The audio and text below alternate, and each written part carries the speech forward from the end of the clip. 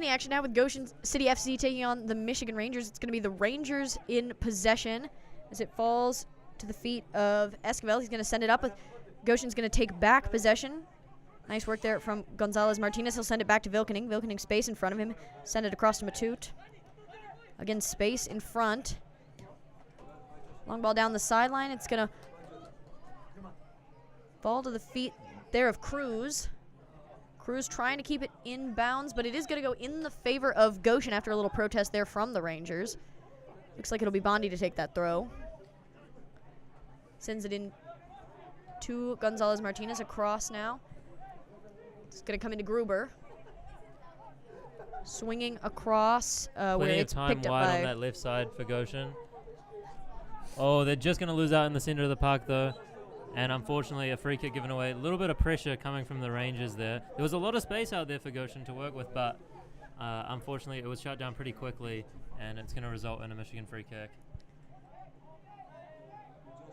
Yeah, not too many dangerous attacking opportunities so far for either team. Maybe one from the Rangers, but pretty quickly shut down by Goshen. As it is going to be the Rangers in possession now. It'll come out to Postlewaite.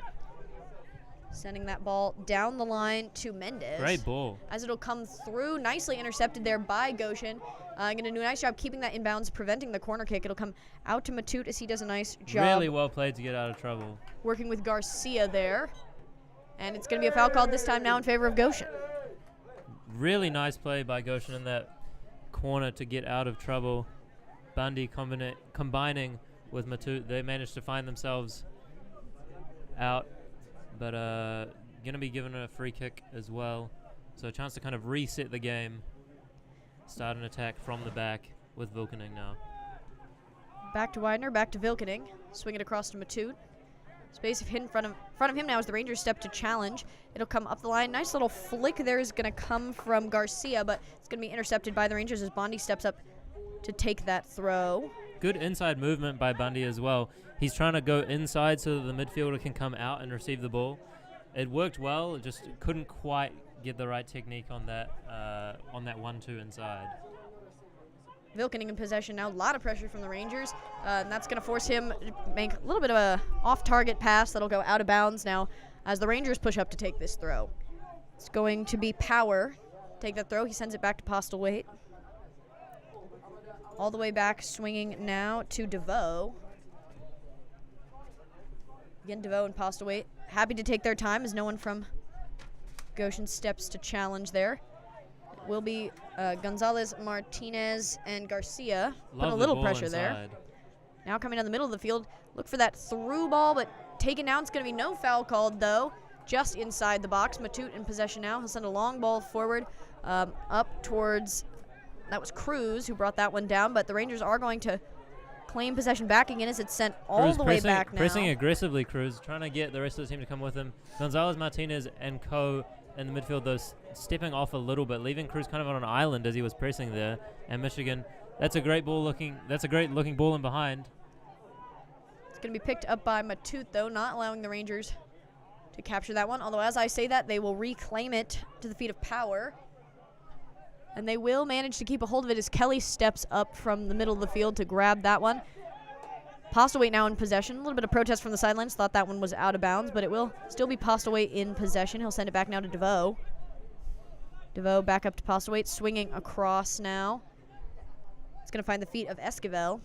Back to DeVoe. A lot of pressure from Cruz now. It's going to get sent all the way back to Mendoza. Mendoza with a long ball forward. Rangers do manage to keep a hold of it. Now an attack coming from the middle of the field. Could have been offside. Great ball. Nicely handled by the Goshen defense to shut down that shot, but the shot still comes in and will go just wide. Just wide of the post. That attack from the Rangers looking very dangerous, capitalizing kind of off of a mistake from the Goshen defensive line. The ball just going wide of that left post. Bit of a deflection involved in the process.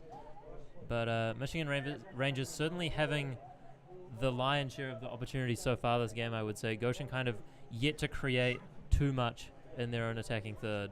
Yeah, and certainly could see another opportunity here as Martinez steps over to take this corner kick. Goshen setting up in kind of a zonal marking system across the edge of the 6-yard box. That ball comes in, falls right to the center. It's going to go high above the goal and will fall to Widener for the goal kick now. Certainly, I think the Rangers hoping to generate a little more of a direct attack from that ball, but a nice placement. Widener with it at his feet now after a short one into Vilkening. He'll send it up towards Bondi, but just a little bit too much heat on that one. It'll go out of bounds for the Rangers. Just a little bit inaccurate, but not a bad idea to try and find Bandy with that ball. Once again, it's going to be DeVoe and Postlewaite and Kelly taking control of the game out of the back. But again, a lot of pressure Great from press Cruz. again, yeah. And Goshen's really going to get up now, trying to shut down that little passing triangle. It's going to come across the field now. Kelly will send it across over to Esquivel. Again, long ball forward as Vilkening hopes to track that one down. Vilkening and Smith fighting for that ball. Smith doing really well to keep it in that corner, actually. A lot of pressure. Swung back in once again to Kelly, who's been absolutely a force to be reckoned with in the middle of the field, controlling the play for the Rangers and really taking control of that distributing power. It's going to be intercepted there, though, by Garcias. He'll send it into Cruz. Dropped back off to Gruber. Come back to Cruz. No foul called after a pretty aggressive collision there, but the Rangers are going to give it away after and no free offsides. kick, but yeah, it looked like Cruz almost took a hand to the throat the way he fell down, so certainly hope he's doing all right. But it is going to be an offsides call. Yeah, all's well that ends well for Goshen, really, but potentially could have been dangerous if the Michigan striker just managed to keep himself onside. Yeah, it's going to be sent up between Vilkening and Gonzalez-Martinez, working with Matute. Vilkening sends a long ball forward. Bondi and Cruz running for that one. Bondi in possession now, getting into the corner where he is often dangerous. Bringing it back in. He's going to swing it across towards Gonzalez-Martinez. He'll lay it off to Cruz. Excuse me, Gonzalez-Martinez in possession now. That was Cruz originally. Great touch, great skill. Comes in back to Gonzalez-Martinez. Right in the center of the field. The shot comes in now, deflected away. The Rangers are going to do a nice job to maintain that one. It's Postlewaite. Lots of pressure still on. Deflected there.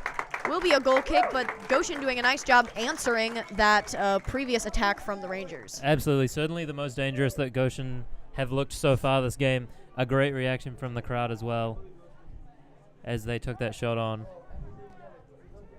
I believe that was Ricardo Garcia taking that shot.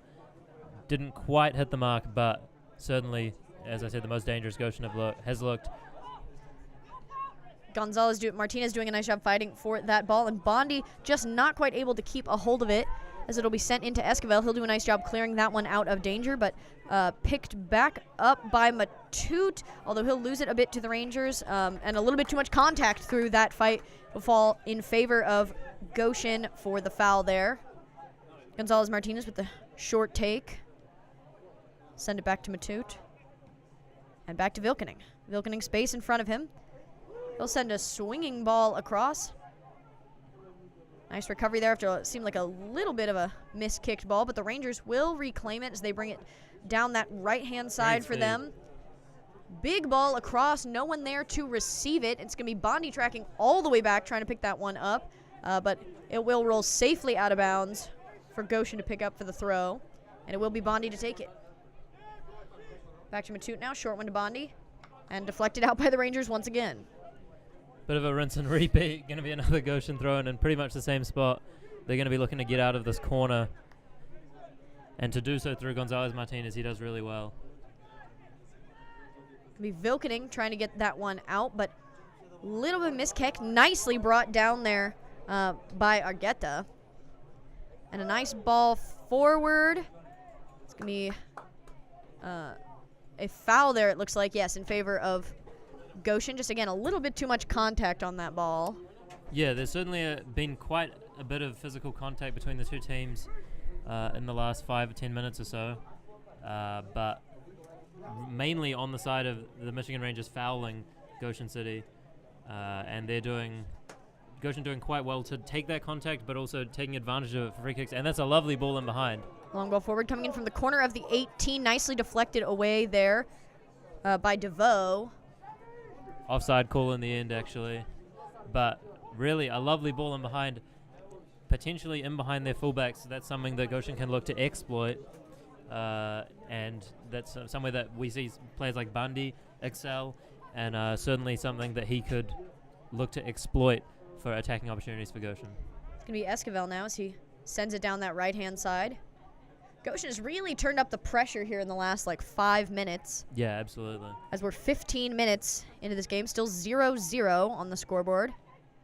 Vilkening does a nice job settling that one down, but it will be picked back up by the Rangers as they're going to bring it through the middle of the field. Looking at ball in behind, but pretty clearly offsides as the flag will come up. The shot goes in on Widener. He picks it up pretty easily, but again, safety for the Goshen after that save, call. But unnecessary in the end. The Goshen defense playing a great line and ends up in him being offside. And really no threat. Certainly something the Rangers are going to need to keep an eye out for. This is their second or third offsides call so far, so certainly has proved to be an issue to get behind that high line. It will be Widener to take that kick. So he's going to look to push the pressure forward.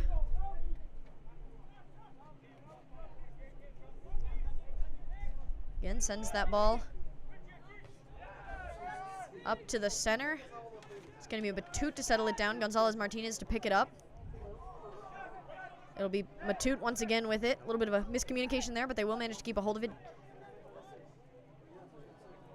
Being brought forward now by Gruber. Gruber does well. Under a lot of pressure, manages to keep the ball.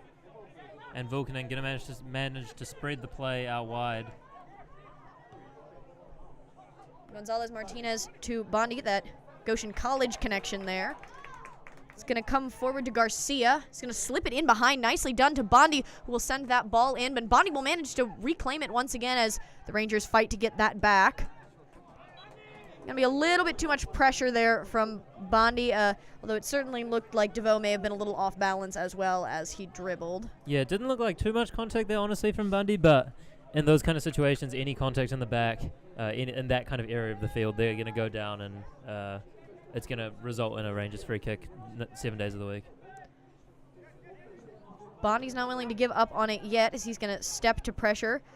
Gonzalez Martinez ends up winning it. Bondi with time to turn, although huge pressure from the Rangers coming in, forcing him out of bounds. Well handled there to put on that pressure as they'll pick up the throw in.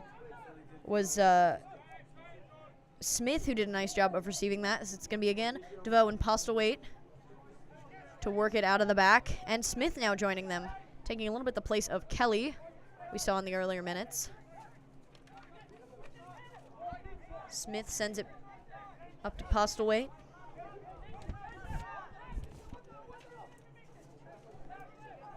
Back between DeVoe and Postlewaite. Bringing it down this left-hand side. Now Postlewaite's going to take it himself. Postlewaite doing very well to keep it. A lot of pressure. And wins the throw-in as well. A little bit of contention there, but it is going to be called in favor of the Rangers. Coming into the middle of the field, and it'll be swung all the way back to Esquivel.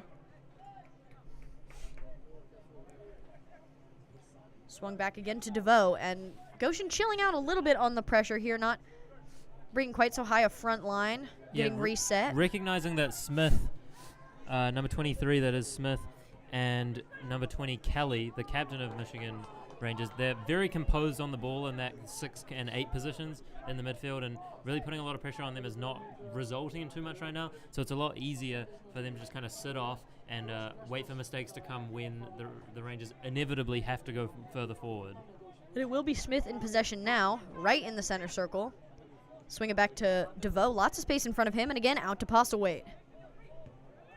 Into the middle of the field now as Goshen attempts to shut that attack down. Postlewaite back in possession, into Smith. Smith, long ball across, looking for Durand on the right side, and he will manage to keep a hold of it after a little bit of a missed kick there. And back once again to Kelly. Very much in control of the play, over to Esquivel. Back to Kelly, and Kelly will play it safely all the way back. Looked like it was coming to DeVoe, but it'll be Mendoza who ends up. All the way back to the goalkeeper. Again, DeVoe in possession, up to Smith. Smith does it extremely well to get out of the tackle there.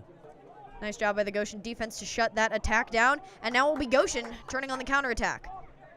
Comes up now to Garcia. Great ball. Down the line to Cruz. Cruz in possession now, right outside the edge of the 18. Great skill. It's going to come across to Gonzalez Martinez. Shot comes in just high. Just over. Goshen, they're looking more and more dangerous, though, as time goes on. Really, I mean, first game of the season, you have to expect that they're still getting those connections between players up and running. And so it's not really too surprising that it took them a little bit of time to build into the game, but we're just about to hit 20 minutes into the game. And certainly that midfield is working well, especially with Cruz playing up front there, and certainly looking more and more dangerous as time progresses. Yeah, as you said, 20 minutes, 12 seconds into this game. Still 0-0, but now we've seen a few more dangerous chances in the last few minutes as that ball is going to be sent forward by the Rangers, received by Matute, and it's going to swing all the way across to Durand as the Rangers pick that one back up. It's going to be a fight there. A lot of contact coming in again. Ends up with Durand on the floor and a free kick for the Rangers. Yeah, again, lots of fouls going back and forth here. Not necessarily seeing a hugely aggressive game, but the refs definitely seeming to call a lot on maybe not the most contact, but they've been consistent. Seem to be calling generally the same type of calls. That going on both Durand ways. There, especially, that was a lot of contact, but there have been some ones previously that's again Durand again being fouled. It's definitely a free kick. There could be more contact involved, but when you're running at full speed like that, kind of any contact can really throw you off balance, and it ends up with you on the ground, as Durand did just then. Again, and the referee's seeming to go both Exactly. ways very, I think for evenly. both teams, it's kind of evening out, and so it doesn't really matter too much how harsh the ref is being on it, as long as it's being consistent both ways. Absolutely, and it will be the Rangers to take that kick. It'll be Martinez and Smith working together, but Martinez just a little too quick on that ball.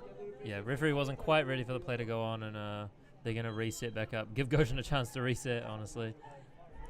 Kelly now, once again back to DeVoe, up to Kelly. Kelly, lots of space ahead of him in the front of the field, but nicely picked up there by Mora. He'll send it up towards Cruz, but it's going to be picked up in the middle of the field as it sends a long ball in behind. Mendoza will be able to step out and get that one, but is going to be forced to play it kind of safe out to the sideline, and Bondi's going to do a nice job of picking that up. He'll send it into Gonzalez Martinez. Going to play it into the middle of the field. Again, contact there as Argueta goes to ground. It'll be a foul in favor of Goshen. Vilken now in possession. He'll send it up to Gruber. Gruber out to Matute. Matute back to Gruber. Gruber, a nice little touch there to get around his defense, and he will reclaim possession, but the Rangers doing a nice job getting that one back. Martinez now, he's going to send it to Kelly. Kelly swinging all the way over towards Durand, but it is going to be picked back up by Goshen. And then swung there, but it's going to be Smith to pick it back up. He'll play it in behind. Goshen defense getting in front of it and easily picked up there by Widener, but a dangerous attack coming there from Smith. Both of the two Smiths on the side of the Michigan Rangers combining there to create an opportunity. Wider doing really well just to kind of settle things down. And he's going to find Bandy with a great ball. And that's actually a lovely touch from Bandy back down to Matute. Intercepted there by the Rangers, but Matute will manage to keep possession. It comes into Gonzalez Martinez, swinging all the way across to Mora. Bringing it down the line. Nice little chip there in behind. Right outside the 18. Find that ball. Back in. The shot comes in. Deflected by Mendoza. The ball is still in play. The Rangers are going to try to get that one out of danger, sending it all the way up the field as Goshen now on their heels, looking to prepare for that counterattack. But the Rangers not moving very quickly to get it out of their defensive half, and eventually it will fall back to Postaway out at the left back and coming once again into Kelly. Great pressure there from Goshen. Really, we're seeing them build more and more into this game as time goes on. They're looking more and more dangerous. Cruz, some lovely skill over on the left-hand side there. And a lot of pressure being put on. Again, it's Gonzalez Martinez who picks up the ball. Dangerous situation. Gonzalez Martinez just unfortunately a little bit of a missed pass there as it'll fall right to the feet of Kelly. But gorgeous pressure there to really make the Rangers feel that heat and to force them to work a little harder out of that back line. And it will be the Rangers on the counterattack as Martinez sends it all the way back to Kelly. And again, he'll swing it over to Esquivel. Although, again, a little bit of a missed touch there as he'll have to retreat to get that one. But not necessarily a lot of Goshen bodies on that side, so it'll work out in their favor. Long ball forward now. Great ball behind. He's onside as well.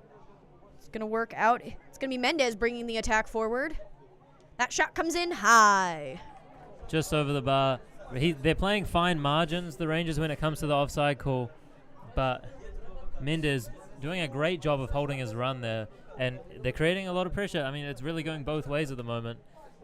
Goshen dealing well with it in the end, seeing the shot fly over the bar, wider, not really actually having to do anything about it. But certainly Mendez, he's a big guy up front. He's got a lot of height on him. And you're going to need to keep an eye on him going forward in this match. Ball forward now, falls to Goshen, but the Rangers will intercept. Postaway eventually picks that up. Looked like there was a little controversy on whether or not there was a handball, but it's going to be called for a natural position. So it's going to be Durand in possession, swinging across the front of the box, and it'll be Widener coming out to pick that one up. Dangerous opportunity, maybe just a hair far for Widener to come out. I think a little nervousness from the defense there, but he did manage to get that ball. I mean, great assertiveness from Wider to make the decision to come out. Any hesitation there, and really you're just going to lose out completely. So making a great decision to come and claim that ball and really relieve the pressure off Goshen. That ball will go out of bounds after it was cleared with Smith and Esquivel working together. It's going to swing once again all the way back to DeVoe. Lots of space in front of him to get reset. Goshen bringing their pressure forward, but pretty slowly, as it's going to fall back to Smith once again. Over to Postlewaite. Mendez, great turn.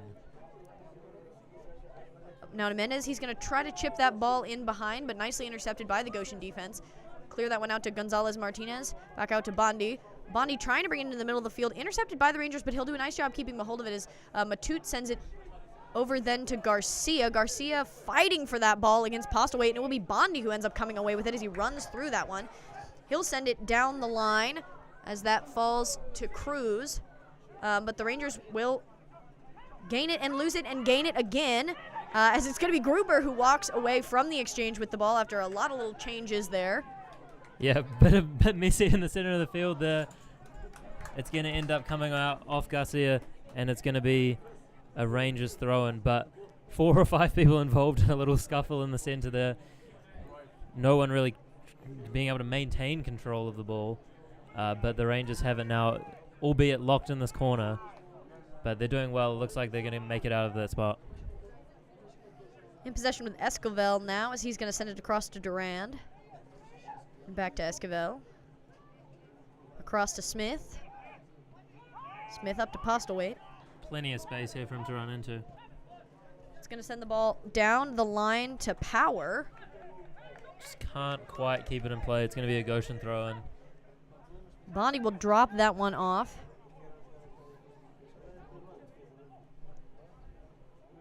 It's going to be Widener in possession now. This goes across to Mora, but Durand's going to intercept that one.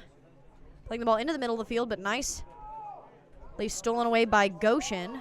Bringing it down the middle and sending a long ball out to the right for Bondi to run onto. And playing right to Bondi's strengths of bringing that ball down the line. He's going to cut it in now to right outside the 18. Going to try to find the pass, but it's going to pick up the deflection off the Rangers now for a corner, the first of the match for Goshen. Yeah, can't find Garcia on the inside there, but Bondi doing extremely well, winning Goshen a corner kick. Like you mentioned, first of the game.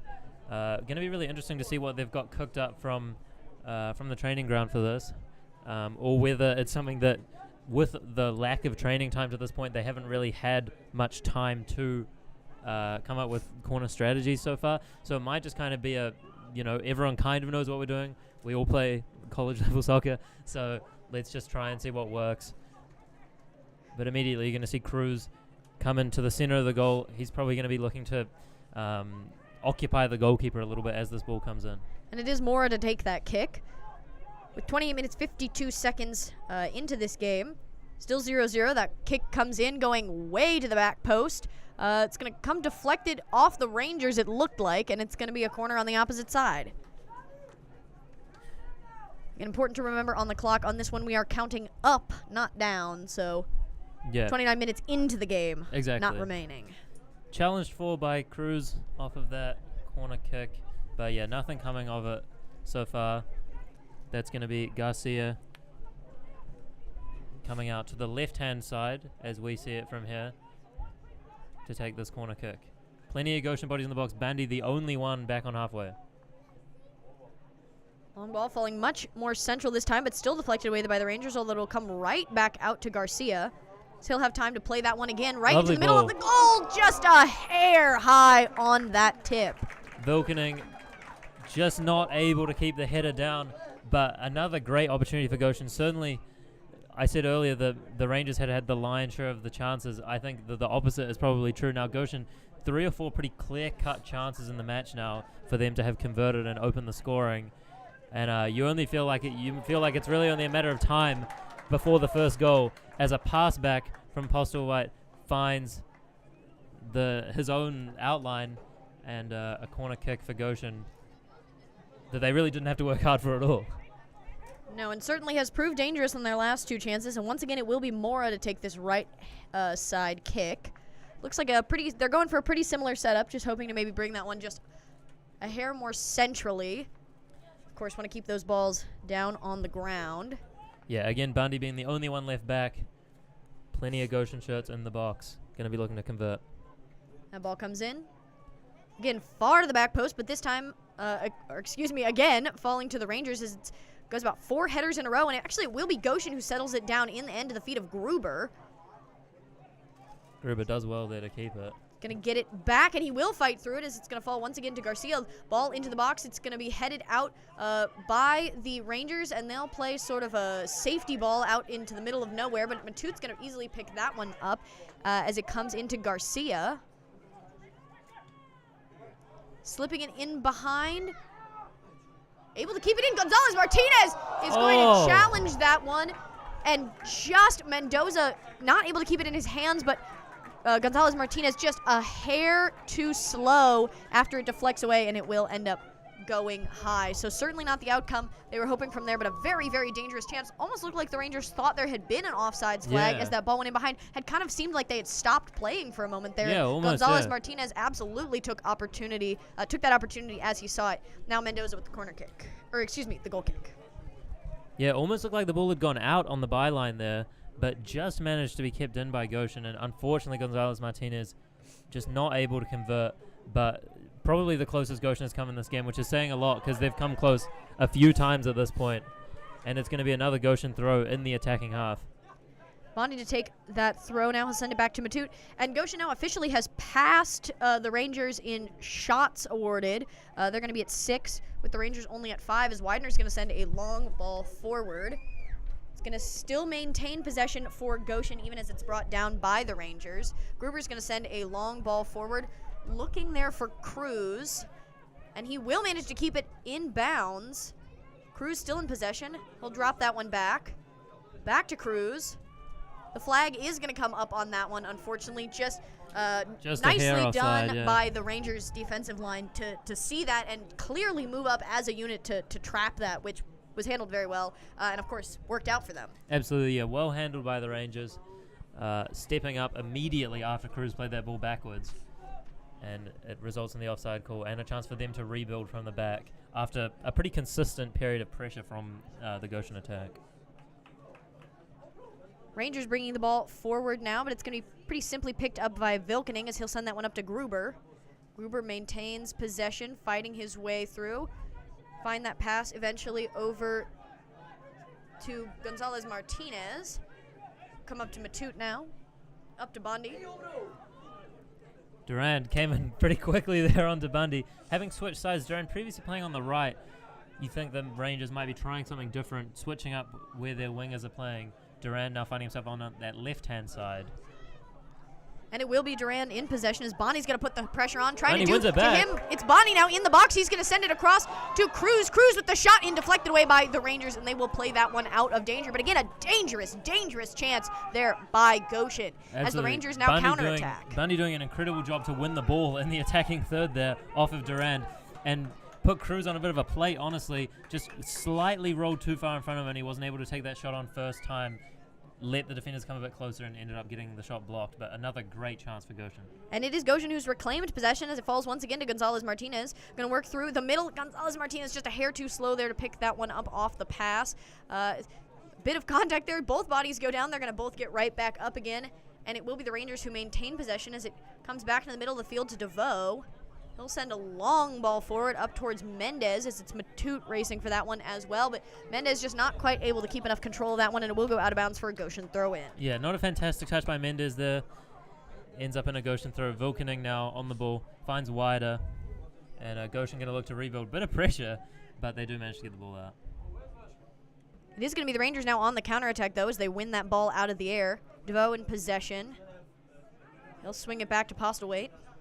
Postlewaite down the line to Durand. Again, now over on that left-hand side. It's going to go in favor of the Rangers now. Postlewaite to take that throw. Play to the middle, back to Postlewaite. Into Kelly. Long ball down the sideline, falling to Durand. And he'll send the cross in. A little bit of a slip there. Bad situation for Goshen, but they are going to stay in front of it. And Vilkening doing a beautiful job getting in front of that one. And now Vilkening pressing forward on the attack. Goshen traveling with a lot of pace up the field. Now Vilkening bringing it all the way into the center of the field. Vilkening taken down. Goes down. And it is going to be a yellow card awarded there. The first card of the game. Vilkening really turning defense into attack there, going from center back, finding himself can't be more than 25-30 yards outside of the goal now. And doing a fantastic job. He managed to get past the player, and then the foul came in. And now Goshen, fantastic attacking opportunity from this free kick. Yeah, and certainly Vilkening's more midfield roots coming out there as he brings it forward in the attack. And again, as we mentioned, the clock still carries on 36 minutes, 20 seconds into this one. Still 0-0, but Goshen now preparing for their attacking opportunity off this free kick. A little bit of controversy on the ball between the players, but things seem to resolve now as the referee is going to walk them back to 10 yards. And looks like it's going to be Bundy and Cruz standing over it right now. The right foot of Bundy, left foot of Cruz. Going to be looking for it. Maybe a little bit far for a direct shot, but it does kind of look like that's what they're setting up for. A three-man wall set up by the Rangers. And Goshen, plenty of bodies up. Only Matute stands behind those who are taking the free kick, and it's going to be Cruz. It does slip in, but pretty easily picked up. Mendoza feels like maybe a little bit of a wasted opportunity there. Not a lot of pace on that shot. Pretty easily handled by Mendoza, although nice placement right towards the corner. Mendoza had thought it was going to go out of bounds, perhaps. Could have slipped in there in the corner, but he will find it, and it'll be Esquivel to now bring it down the field. Yeah, Mendoza doing a good job of reading where that ball was going. We stolen back by Goshen once again as Gonzalez Martinez does a great job intercepting that. He's going to take some time in the middle of the field. Working there with Argueta. He swung all the way across now, but kind of to the feet of no one on the Goshen side. Durand is going to pick that one up, but a nice job by a tag team effort of Gonzalez Martinez and Bondi are going to keep that one inbounds. And now Goshen on the attack. Again, Gonzalez Martinez. He'll send it into Bondi. Bondi bringing it forward. He'll slip that one in behind to Cruz. Cruz now in possession. Bring it right out to the top of the 18. Space behind him, and he'll find Bondi right in that corner where he loves to be. Bondi bringing it in now. He'll send it right out to the top of the 18, and it will be, after a bit of a miss kick there, still managed to be Goshen in possession. It's going to be Gruber working with Cruz there, but a little bit of a missed opportunity is going to send that one all the way across, and it's going to go out of bounds for a goal kick. Goshen doing a really good job of kind of sustaining pressure over the last 10-15 minutes. Like I mentioned on multiple occasions now, they've really built into the game well. I'm sure Tyler Bourne, head coach, will be feeling pretty good about how the game's going so far. Definitely had the most opportunities, and definitely had opportunities that they really should have converted at this point. But they're certainly looking good. Rangers feeling like they're a lot more pressure. A lot more of these long balls coming through from the likes of Kelly playing in that 6th position. And he finds himself on the ball again here. Sending it across now to Postlewaite. It will fall back to Kelly. Now 39 minutes into this game. Still nothing on the scoreboard, but 8 shots for Goshen, only 5 for the Rangers. It'll swing all the way back to DeVoe now, resetting this. And Goshen content to give him some space to work with. And he will choose to send a long ball forward up towards Duran. It's going to be Bondi and Duran. Duran managed to come away with it wider, having to step in front of it, but now it's Martinez in possession. Space in front of him, but too slow to take that shot, and it will end up going high. I think if Martinez had gotten that shot off on the first touch, could have been very, very dangerous there. Wider's still on the ground after picking that one up, but in the end works out for Goshen. Certainly the Rangers are regretting that one, and it's going to go for the goal kick. Yeah, absolutely. A great opportunity there. Duran getting the better of Bandy on that left-hand flank. Well dealt with by Wider on the first occasion, and then not needing to deal with it on the second occasion, but certainly if that shot had gotten off first time, and Wider, he's going to give the ball straight to Durant here. Mendez now bringing it into the middle of the field. He's going to take the shot again high. It's about the 5th or 6th shot, it feels like, for the Rangers that have just completely skied over the goal. They've got to be frustrated by that at this point. I mean, both teams at this point, multiple chances that have just gone over the bar. Unfortunately not able to convert on either side thus far. It's going to be Vilkening this time to take the kick. Or, excuse me, as I say that, he's going to communicate to Wider that they're going to switch it up. Wider to take it now. Looks like they're going to play a long ball forward as Goshen's whole team begins moving forward. Yeah, looking to go a bit longer here rather than previously where they've been trying to play it out from the back. Only 5 minutes remaining in the half. You don't want to be too overzealous with the ball at the back. It's going to be settled down by Kelly to the feet of Mendez, but Gonzalez and Martinez again, and Bondi trying to work through that, and they will succeed as it falls to Gruber. He'll send it back to Gonzalez-Martinez. Gonzalez-Martinez sort of playing everywhere, as he is known to do. Absolutely. And it'll come over the top there to Garcia. Well handled, but DeVoe, just a little more speed there, is going to be able to keep a hold of that one, and he'll play that one safely out of bounds. But it is going to be a throw-in now for Bondi to take, and he will send it into Garcia, who manages to keep it in bounds after an odd little touch there, but DeVoe is going to slip it between them to send it up, and it will go in favor of the Rangers there after the foul. Maybe a little bit harsh there, that foul call on Gonzalez-Martinez. Didn't really think there was too much in it, but as we kind of mentioned earlier, any contact in the back in that kind of part of the field, it's usually going to result in a free kick, whether that is a super hard contact or less so. And Michigan Rangers, they're going to be able to reset themselves now, possibly a great ball out to the right-hand side. Esquivel bringing that forward now. He'll send it up to Smith. Back to the other Smith. And into Kelly. Kelly drops it back to DeVoe. Again, DeVoe, a lot of space in front of him. Just 3 minutes remaining now, barring any extra time. Postlewaite in possession. Try to slip it in behind there from Martinez, but he will manage to reclaim possession after a bit of a missed kick, and it's Duran now in possession, fighting with Matute. It'll come into the middle of the box, and will be the Rangers in possession. Shot comes in, Wider manages to deflect it away, bobbled it there a little bit, falls out of his hands. The Rangers try to recapture it, but Wider does a nice job getting back on that ball. I mean, great save there. Duran doing an incredible job on that left-hand side. He's really had the run of Bandy and Matute the last 5-10 minutes or so, and he's done an incredible job there to get the ball into the box. And Wider, called into action, does an incredible job, makes the save that he needs to, deflects it to the side, and then is able to get up again. It's going to fall to the feet of Esquivel now as it comes back to Mendoza, but a lot of pressure from Gonzalez, Martinez, and Garcia as well, but the Rangers will do a nice job working out of that. It's going to be Postlewaite's space in front of him. He is seeming to take a page out of Vilkening's book, deciding to bring the ball much further forward. Bondi is going to be able to intercept. Great skill. Nice little touch over that tackle there. Bondi is going to bring it forward. He'll find Garcia, but Kelly doing a nice job getting in front of that one, and it'll fall back to Postlewaite, and once again back to Kelly, space in front of him. He'll find the pass nicely deflected away by Gonzalez-Martinez, but picked back up by Mendez, and now it's Martinez bringing that ball forward. He's going to play it out towards the left wing, but a little bit too much of an angle on that one. Yeah, and it will go. Martinez kind of just miskicking it a little bit there, unable to find the feet of Duran, but certainly Michigan Rangers turning it on in the last 5 minutes of this half, trying to find that opening goal before halftime. Vilkening, Matute working together there as Matute sends it up, but after the tackle there, it will be deflected away in favor of the Rangers. They'll have the throw in. Now just a little over a minute left in this half. Still 0-0 as that ball is sent forward by DeVoe, looking for the last shot here from the Rangers. It's going to be Smith working with it, and it is going to be a nice little touch behind the back there, but the Goshen defense does a nice job of getting that away. And it will be another throw-in in favor of the Rangers.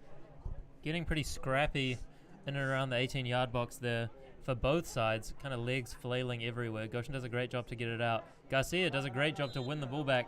Bit of a hand to the face there. It's kind of unfortunate, honestly. There wasn't really anything malicious in it. It's just kind of an unfortunate placement of the hand by Garcia onto Martinez there, and it's going to result in a Rangers free kick. It's pretty dangerous area. Still a bit far out perhaps for a shot, although we thought that last time, and that one came in. Now a little under 30 seconds remaining, although we'll see if the referees call for any additional time. Definitely the wrong angle for a shot, I agree. I think you're going to be looking to cross this ball into the box. Two-man wall being set up by Goshen. Yeah, playing it almost similar to a corner here as Absolutely. Power sets up to take this one. That ball comes in, falling about, I'd guess, right where they wanted, and it is going to be the Rangers who get that shot in, but the flag does go up for the offsides call there. Just a little too overzealous with that movement forward from the Rangers. It's going to be wider to take the kick. He'll send a long ball forward towards Garcia. No added time to be played by the referee in this first half. 45 minutes played. The score is 0-0. If it stays this way, it will go to extra time at the end of 90 minutes. But currently, the score on the night, 0-0. We will be back in the second half with more coverage. Don't go anywhere. More action from the U.S. Amateur Cup between Goshen City FC and the Michigan Rangers coming up after the halftime break. Halftime statistics: shots, Goshen City FC 8. 2. Corner kicks, Goshen City 3, Michigan Rangers 1. Fouls, Goshen City 7, Michigan Rangers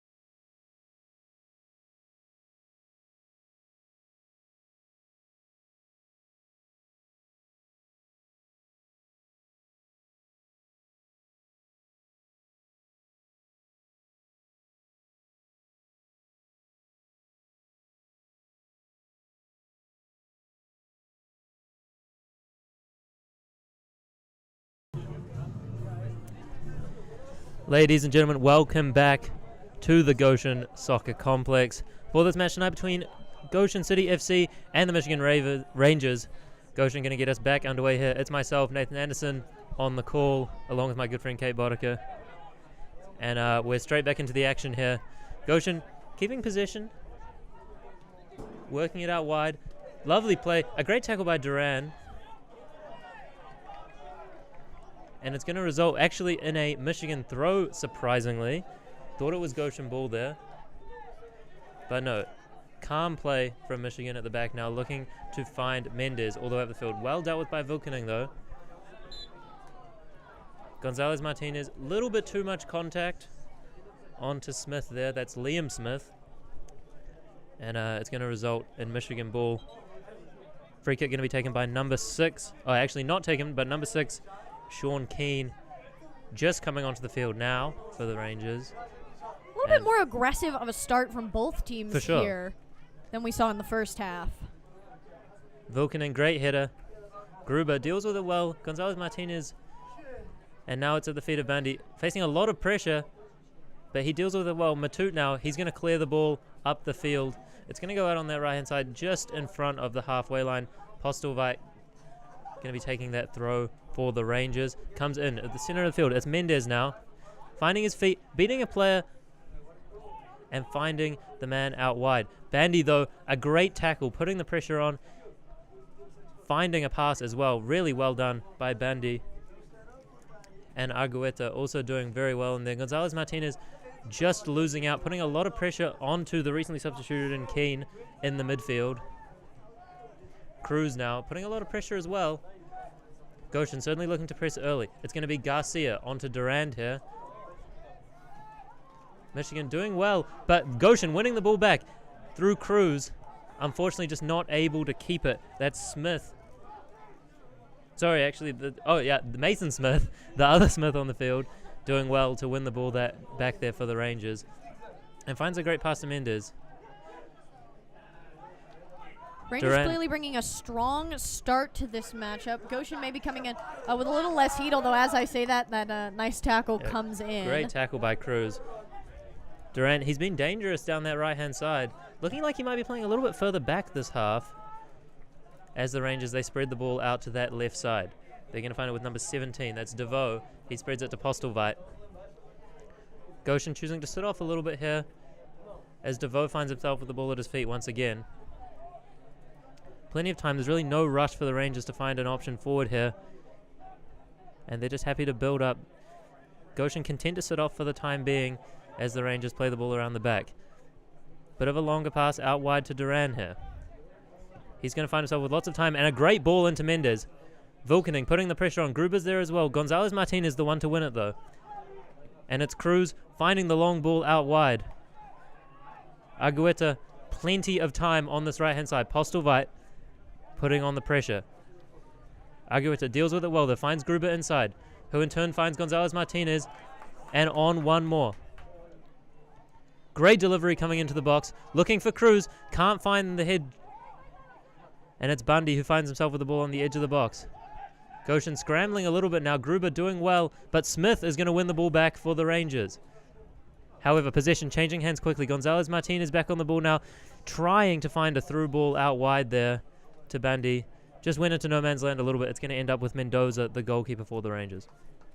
Yeah, Goshen so far is seeming really to favor attacking off of their counterattacks, taking advantage of those times when the Rangers are pushed up, trying to get in behind, have not necessarily followed through as much on their high pressure that they had in the first half. Absolutely. That's a great ball from the Rangers. Looking to find number 11, that's Power out wide. Bandy putting good pressure on, and Keane, he's going to spread the play back towards number 4. That's Bygrieve. Trying to find the ball to Duran out wide. Just can't quite pick the right pass, hit it correctly, and it's going to result in a Goshen throw in their own half.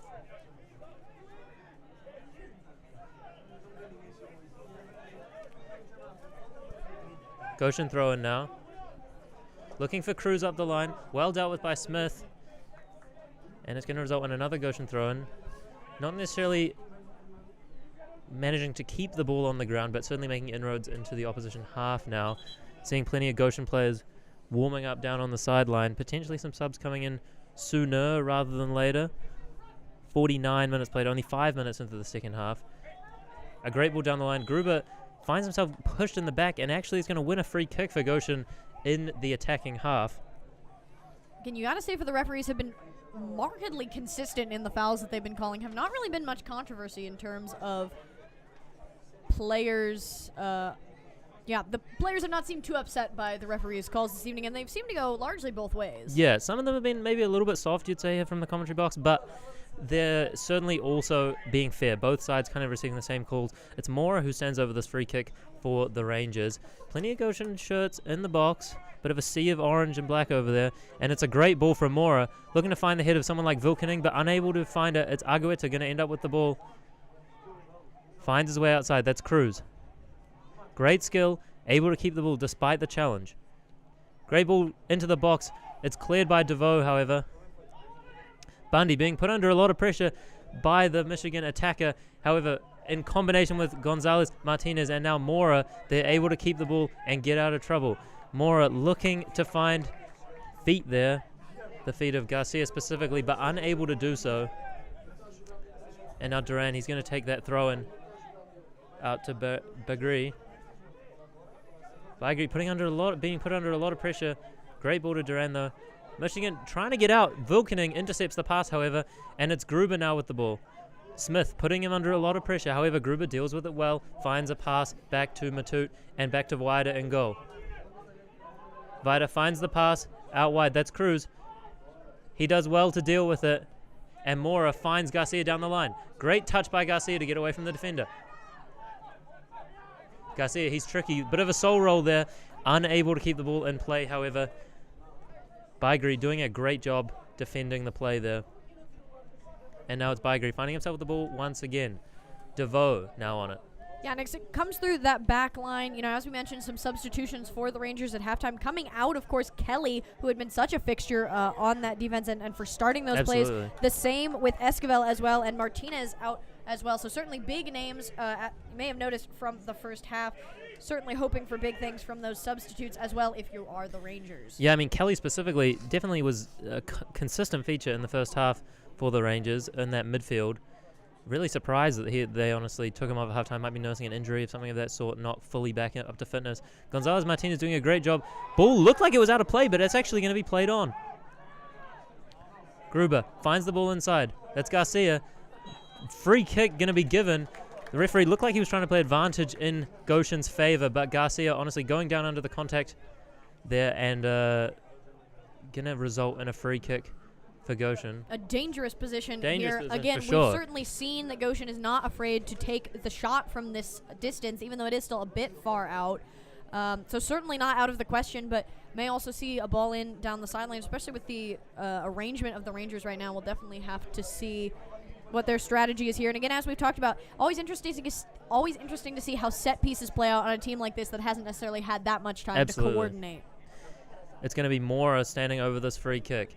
2 Goshen players out to the left, 4 out to the right. A sea of black shirts, however, to mark them. Gruber looking like he's the most wide open option for this free kick. However, it would be a bit unconventional to play it out to the left. However, that's what Mora does. Gruber finds himself with the ball now. Time and space. Being shut down. Great skill to hold on to the ball, and it's Mora. He delivers the cross into the box. It's Vilkening at the back post. Just can't quite get up for it. Gonzalez Martinez called upon now in the defensive line. It's really him, the only one who's back there. Is being brought forward by Michigan. Well dealt with by Gonzalez Martinez. That was the new sub, Ifal Roti, trying to make headway in the Goshen half, but he was unable to. And now Goshen finding themselves on the ball. That's Cruz. Sliding tackle comes in, but he manages to keep the ball, and it's now Garcia back with it. Garcia finds himself on the ball again. He's tricky. He cuts inside. A lot of contact. And you would have thought that would have been a Goshen free kick, but actually it's number 21 for Michigan. Ifal Roti, the substitute, wins a free kick for Michigan, despite the contact honestly looking like Garcia was the one being put under pressure there. But Michigan going to have a free kick. That's Baigri to take it. Gotta be playing with a little frustration if you're Goshen here. I mean, if Tim Vilkening was about 5 inches taller, you would have been up a goal in that last possession. So certainly, I mean, now down only 1 shot to the Rangers, 8-9. Goshen has got to be playing with a little bit of that frustration. You can see it bleeding into the way that they're playing as well. Michigan coming forward with a lot of force here, trying to thread the ball through. Postelvite finds himself on the penalty spot, coming from left back. Very aggressive play there, but in the end, wider. He's going to go long. He's looking for Cruz, but in the end, Bygri is going to be the one that brings it down. However, he finds the feet of Vilkening, someone who's not on his team. Vilkening blasts it into the air, calls on Mora to deal with it, and he does so very well. Gruber finds himself with the ball at his feet. To the other captain, Cruz. Gonzalez-Martinez deals with it well. And Michigan, they're able to regain position. They're able to spread the play out wide to Postelvite. And they're kind of able to calm the game down. Smith finds himself with the ball now. However, he gives it straight to Gonzalez-Martinez. And a great ball over the top, looking for Garcia. Running at the defender now. He's got time and space. Uses the pace to go around the outside. However, Bygri does a great job to deal with that. Bit of a bigger character on the team there. And Durand gets past both Gruber and Garcia. Tries to play in. That's Smith coming in behind. However, wider. He's going to deal with it well. And he's going to find the feet of Mora. A lot of contact there. A yellow card going to be issued to number 2 for Goshen. That's Mora. Yellow card caution in the 57th minute. Definitely a lot of contact there. Absolutely. Certainly not unwarranted, I don't think. Very similar to the yellow card we saw in the first half. And, I mean, you've got to give it to Bygri on that last attack. I mean, it would have been so easy, especially in the comparison size there, to pick up a foul in the box. Absolutely. So beautifully handled by the Rangers to get out of danger. And then, of course, putting themselves up in quite a good position now as well. Yeah. And Durand doing a great job of drawing the free kick there and giving the Rangers a great opportunity. Going to look to cross the ball from here. It's really too far out, too much of an angle to be going for a shot. So Durand, he's going to be sitting on this one. He won the free kick. He might be the one to take it. Bygri and Smith stand next to him. 3 men standing over the ball. Bygri looks like he's going to give way to this one. And Gonzalez-Martinez and Garcia, they're in the wall for Goshen. And a bunch of shirts of both colors in the box. Durand steps over the ball. He's going to leave it to Smith. Gonzalez-Martinez immediately leaves the wall to cover it, though. A bit of a kerfuffle happening in the box because the free kick wasn't actually taken. And it does end up being Bygri in the end who's going to get onto it. Puts the ball towards the back post. Almost could have been in at the back post there. Wider. He was the only one who knew it wasn't going in for sure. Really an odd. I'm not sure I've ever seen a free kick like that. No, it was a very strange sequence of play. An immediate run, and then you would expect the kick to come right after, and then Smith looked like he had somehow gotten misdirected, and then all of a sudden it had happened. So I mean, you can only really assume that the plan from Michigan there was to play the ball to Durand as soon as he stepped over the ball. Gonzalez-Martinez, however, very heads-up play to leave the wall immediately and pick that man up. So really did a great job there to make sure that there was no further danger coming in. Then Smith leaving the ball, Bygri taking it in the end, and it could have gone in the back post, but well dealt with by Goshen in the end. Bit of a miss kick there by Cruz. Matute got to get on his bike to get back, but he deals with it well, and Bandy finds himself with the ball now. Argueta draws a foul, but advantage is going to be played. Advantage ends, and Michigan comes out with the ball. A great ball in behind, looking for Smith. He's not quite going to make it. The flag did stay down. If it made it at the end there, could have been a fantastic opportunity for Michigan, but ball goes out, flag not raised. Really unfortunate turn of events there for Goshen. I mean, to get pretty aggressively taken out and to think, all right, well, at least we're going to keep pushing forward, and then almost instantly to lose it and be back on your heels. Certainly not what they would maybe have chosen from that situation. Yeah, that's the issue with when advantage is played there. You kind of you either got to lose the ball immediately and go straight down again, or you just got to kind of keep playing, and what happens. And unfortunately there, what happens is that Goshen loses the ball, and Michigan had a somewhat promising attack. Really no great opportunities for either team so far this half, as Wider sends the ball long. Gonzalez-Martinez goes up to challenge, does lose out, but Goshen don't lose out. They come out with the ball, and a great ball from Gruber, finding the feet of Garcia. It's this matchup. We've seen it multiple times before. Garcia, he's going to get the better of Bygri this time, finds the ball across the box. However, Postelvite deals with it well and manages to shut the attack down, I should say. However, Goshen taking it quickly, finding the ball with Mora now. Mora delivers the cross into the box. That's Bandy at the back post waiting. Postelvite and Bandy both missing the ball. And it comes to Power, who finds Postelvite. Goshen putting a lot of pressure on now. They really want to win the ball in this part of the field. However, Postelvite, he's going to find a great ball. Just can't quite be reached by Mendez there. And Goshen come away with it again. That's Gruber. A fantastic ball to Mora, who pulls it back across the box. It's Cruz, and it's just blocked. Cruz coming almost closer than we've seen anyone so far this game. A lot of contact there, actually, between Cruz and DeVoe, I believe that is, in the center of the 6, just next to the penalty spot, honestly. Really unfortunate. Cruz, you can see him limping away there. It looks like he's in a decent amount of pain, honestly. Really unfortunate that he's not able to come out with a goal there. Well, it took 15 minutes for the first really dangerous opportunity to happen here in this second half. But in the end, it did work out and has overcome sort of the main issue, I feel, for Goshen that they've faced in this game, is that they've had some fantastic crosses into the box, rattling right where you want them, and just no one there to receive them. Just every time falling right easily to a Ranger defender, and just not a lot you can do when your balls aren't actually finding shots after those crosses. That is kind of the risk you run in the setup that they're running. Cruz, not the biggest form factor striker, especially when you compare to Mendez playing up front for the Rangers. He's doing a great job with the ball at his feet, but he's not really a target man for those crosses. He did a really good job there, honestly, and was pretty unlucky to find contact with DeVoe rather than with the ball. And it could have resulted in a goal pretty easily. And Goshen, they're mounting a great attack down this right-hand side. Mora in a lot of space on the left if they can find a cross. Cross does come in, however, it's blocked. It's going to be behind for a Goshen corner. And Goshen, they're certainly looking promising. A lot of orange shirts coming forward for this corner. Looks like it's going to be Mora making his way over to the corner flag for this. Yeah, dangerous on pretty much all of their corner opportunities from the last half, so they're certainly hoping to keep that up. We've got an option going short, although Rangers stepping to cover, so looks like it'll likely be a similar ball to what we saw from the first half as well. Absolutely. You're looking at number 5 on the left side of your screen. That's Vilkening, who makes his run into the box now. He's going to get up for it. Mendez, however, he does get the contact on the ball. Gonzalez Martinez looks to get the ball back into a dangerous area. However, it's now a foot race. Bundy on the Goshen side deals with it well. Ball is going to go out of play. That's really unlucky for Ifaroti. Just not quite able to keep the ball in play. Bandy couldn't win the ball, but he did a good enough job to stop the Rangers, I should say, from making anything too dangerous of that chance. I think Bandy in the start there was actually looking to try and get wider to come out and receive the ball. However, ball was kind of in no man's land, and Bandy ended up having to come and get it. He finds himself with it now. It's going to deflect off of his own player, though, and go up for a Michigan throw in similar area, right under that floodlight on the left-hand side.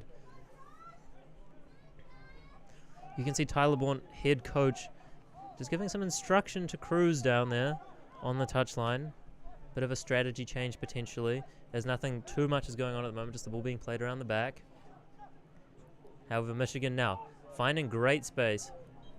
However, the flag has been raised. Ifaroti finds himself offside. Yeah, another really great demonstration of Goshen's back line's communication abilities there. Yeah, I mean, again, it's hard to work with a group of people that you maybe haven't had that much experience playing with kicking off this season, but well handled there to coordinate and to call up, a pretty close offsides call, all things considered, to really force that and put the Rangers in a bad situation several times so far this game. Definitely. Wider does take the the goal kick, I should say. Keane deals with it well.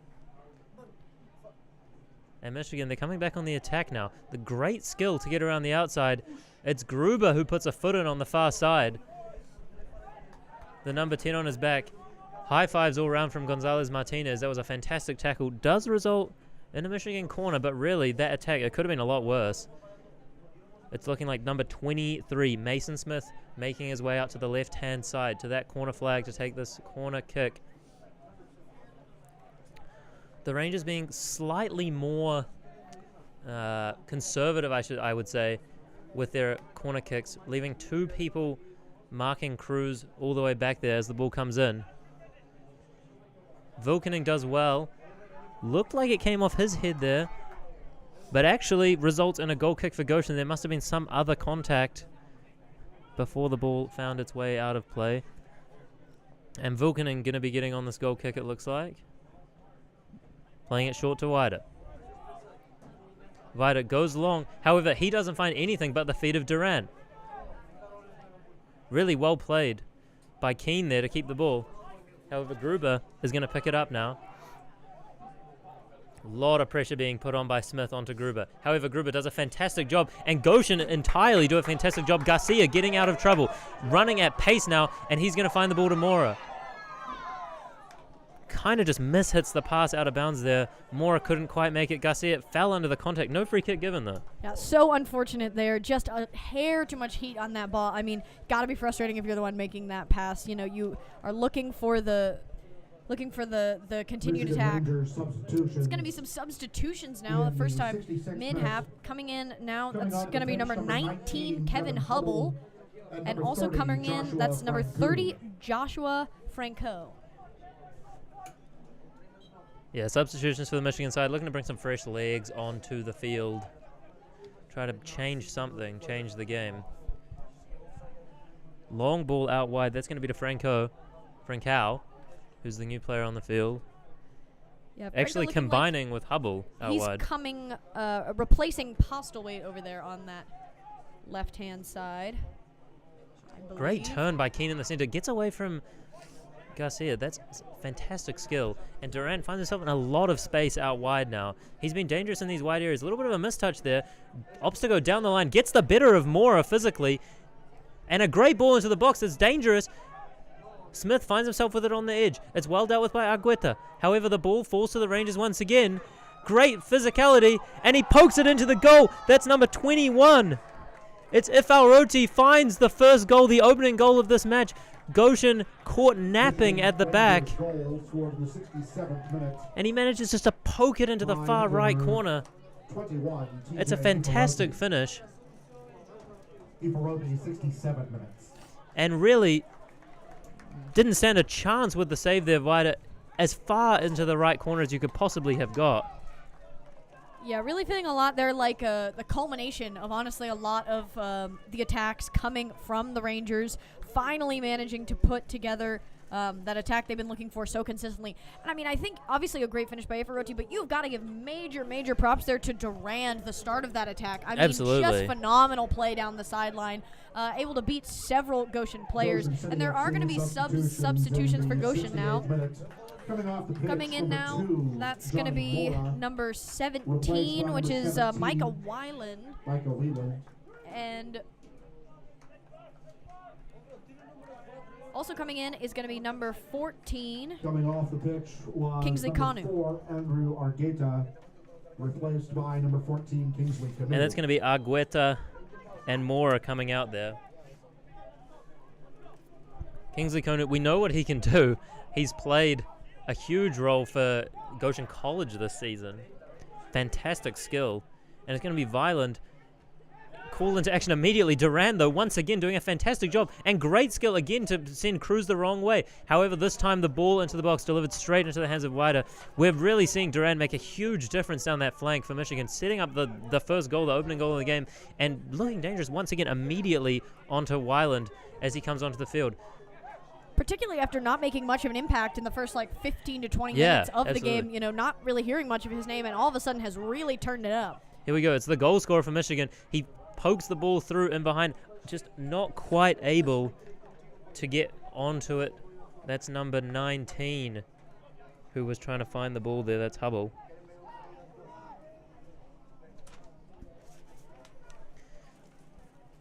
It is going to be a corner now for the Rangers. Again, setting up very similar to how they've played this whole match, but have certainly proved to be dangerous as they do have a height advantage on Goshen. Absolutely, yeah. Ball going to be swung into the box any second now. Here it comes. It's up in the air. It's a bit loopy, this one. Nobody really getting a great contact with it. It's Mendez with pressure from Vulcaning, and Bandy does a great job to steal the ball from Duran. Bandy doing a fantastic job to keep the ball. Duran chasing him. Bandy just mishitting the pass, so not able to find the feet of Cruz. Goshen's ideas are just not quite coming off in the way they want to, and Konu, the substitute, I should say, going to be giving away a free kick here. Yeah, I think Konu's going to have to make a huge adjustment to his normal play style. Very, very aggressive player. Not typically drawing a lot of fouls at the college level, keeping it pretty above board, which I would say, honestly, it looked as though that play was. But with the calls the refs have been making in this matchup, certainly is going to have to turn things down just a hair. Yeah, I think I agree with you there for sure. Konu, very physical player. He does play fairly, but in these types of games, especially so far this game, the calls have been a little bit more frequent, I should say. So, yeah, he's gonna have to watch himself just a little bit. But a very technically good player. If Goshen's able to find the ball at his feet, then he's someone that can really look to make things happen. Especially now that Goshen find themselves a goal down. We got 20 minutes to go in the match. It's a Michigan throw-in. Durand, he's gonna find himself with the ball in that corner and does a fantastic job kicking the ball off Weiland to win Michigan yet another corner. That's their third or fourth corner of this half so far. They're fourth corner of this half. They're doing a fantastic job with just keeping that pressure on. The goal, you can feel it. It really just reignited them in the game. Goshen, for quite an extended period, had looked like the better team that had more shots on the board. But Goshen haven't had shots on the board for quite a while now, and they now trail not only on the scoreboard, but in the amount of shots taken. That's Michigan with 11, and here comes the corner kick. It's Smith into the box. Bit of a kerfuffle. Wider gonna make the save, it looks like. However, it's actually called as a goal kick to Goshen. Yeah, I think coming off the shot there after a little bit of a deflection, Yeah. Wider protecting that post had it come near the goal, but staying safely wide as Wider himself is going to set up to take it. You know, we love a bit of wordplay on this cast. Wider watching it go wide of the post. And here he is now again. He's going to take that goal kick, pumps it up towards halfway. That's Gonzalez Martinez and Smith challenging. Smith is going to win it out, but Vilkening does a fantastic job. I think the fans, too, sensing a little bit of lagging energy from Goshen's, have really turned up the energy here at the John Ingold Athletic Complex. Started a chant going for Goshen, so certainly they're hoping that'll bring back a little pep in their step. Absolutely. Wider finding himself a little bit of no man's land there, but Mendez putting a lot of pressure on him. He dealt with it well, really. Puts the ball out towards that halfway line. It's going to be Durand with the throw. Cruz going to be putting him under a lot of pressure here. However, Bygri does a fantastic job and finds the pass.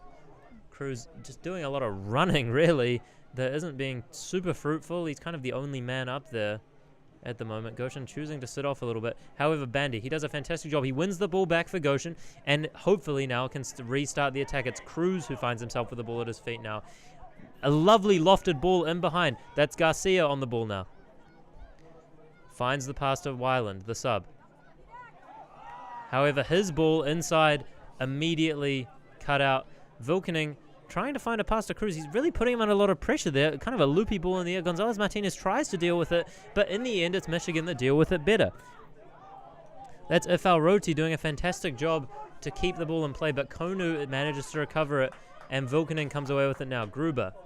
Ifal Roti doing a lot of pressing now of the Goshen defensive line. However, Vilkening looking very calm and composed on the ball. Really not too much danger right now. Wider going to choose to go long now, and it's Weiland. Header doesn't quite go where he wants it to, but Gonzalez Martinez still comes out with the ball. A lot of contact there by Keane, and a free kick is going to be called in the favor of Goshen. Yeah, certainly a foul there, especially from the standards these refs have been playing with this game. A lot of contact on Gonzalez Martinez there. Absolutely. Substitutions look like they might be coming in for Goshen in a second here. Not quite yet. As Goshen, they find themselves with the ball out on the right-hand side. That's Matut. Cruz finds himself with the ball now on the inside of the field. Vilkening able to pick out Cruz. Weiland calling for the ball on the flank. However, Durand gets there first, as he has been for a lot of this game. Gonzalez Martinez, cheeky back heel inside. Weiland, again, pass is not quite going to feet, looking for Garcia inside. And now those substitutions from Goshen are going to come in. Entering now for Goshen, that's going to be number 18, Maxime Breguion, and also number 9, that is Jao Laranjo. Some more fresh legs for Goshen. They're kind of struggling in this game now a little bit. That's going to be Gruber coming off, as well as Garcia. two of, honestly, you must say, Goshen's more promising players this game so far in terms of looking threatening. But Tyler Bourne opting for some fresh legs to hopefully make something happen. There's 15 minutes left in this game in regulation. Gonzalez Martinez and Cruz combining there, but losing out in the end. Wider, I should say, finds himself with the ball now. And Vulcaning, a lovely turn, knows that there's no one behind him. He's checked his shoulder already. Cruz finds Weiland. And Duran immediately putting a huge amount of pressure again. He's really upping the intensity as the game goes on. You'd expect people to get more tired as the game goes on, but honestly, he's seemingly finding more and more energy as time goes on. It's Cruz. Looks up the line to Laranjo. The substitute. He's just been introduced to the game. Really see if he can make something happen in this last portion of the game. It's Laranjo. He's going to be pressing now as well. Baigri does a great job, actually, to find DeVoe and Michigan. They look to spread the play wide. However, Konu, he's already there. A lot of pressure being put on by Goshen now, trying to win the ball in this high area of the field. They just can't quite do so. The Rangers doing a fantastic job, and it's a great ball in behind. Ifalroti finds the cross, however, Cruz deals with it well and is able to get the ball out. But it lands straight at the feet of the Michigan player. Great skill. However, Bandy deals with it well, looking like they wanted the penalty there. That's number 19. That's Kevin Hubble, who went down in the box. However, in the end, it's actually Goshen who's going to end up with a free kick. Bandy finds himself sprawled out on the ground on that far right-hand side. Certainly you can tell that both teams turning up the intensity now as they seek, if you're the Rangers, to put this game to bed and shut down any chance of going further, and if you're Goshen, desperately searching for that tying goal. And certainly the pressure of only 15 minutes remaining also weighing heavily on all the players. For sure. It's a bit scrappy in the center of the field. It's a lovely ball in behind, though. Smith, can he make it before the ball goes out of play? He can. A lot of pressure being put on by Weiland. However, Smith, he deals with it well. Weiland manages to put a foot in.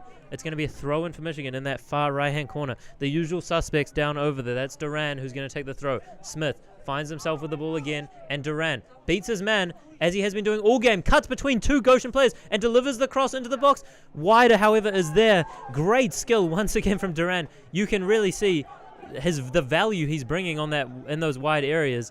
But Goshen now looking to start an attack of their own. It's Cruz. We know he's skillful, and he finds a pass inside, looking for Gonzalez Martinez, slightly overhits it though, and DeVoe deals with it well. Ifalroti finds himself with the ball again, the goal scorer for Michigan, and does a great job to find Mendez, and a fantastic ball in behind. That's Hubble, who looks like he's going to be running onto it. Can he make it before the ball goes out? He can. He managed to keep it in play. It's Bandy who's going out to the pressure, and a fantastic tackle from Stephen Bandy keeps Goshen alive in this match. Goshen looking to come back on the attack now. It's Kingsley Konu with the ball. Going to be looking back inside. The center backs receive it. That's Vilkening on it now. Looks to find the pass out wide to Weiland. However, once again, of course Duran is there, but Gonzalez Martinez gets the better of him. That's a fantastic cutout. He wanted the ball back from Weiland, but he just couldn't quite get it to work. And Smith now, he came away with it. He dispossessed Konu, which is a difficult feat, but unfortunately just couldn't quite get the right connection. Goshen, they're looking quite worried in this part of the field, honestly, at this point. But Weiland, this time, makes a fantastic pass. It's Laranjo with the ball. Cruz. Laranjo just can't quite beat his man. That's DeVoe doing a great job to dispossess Laranjo there.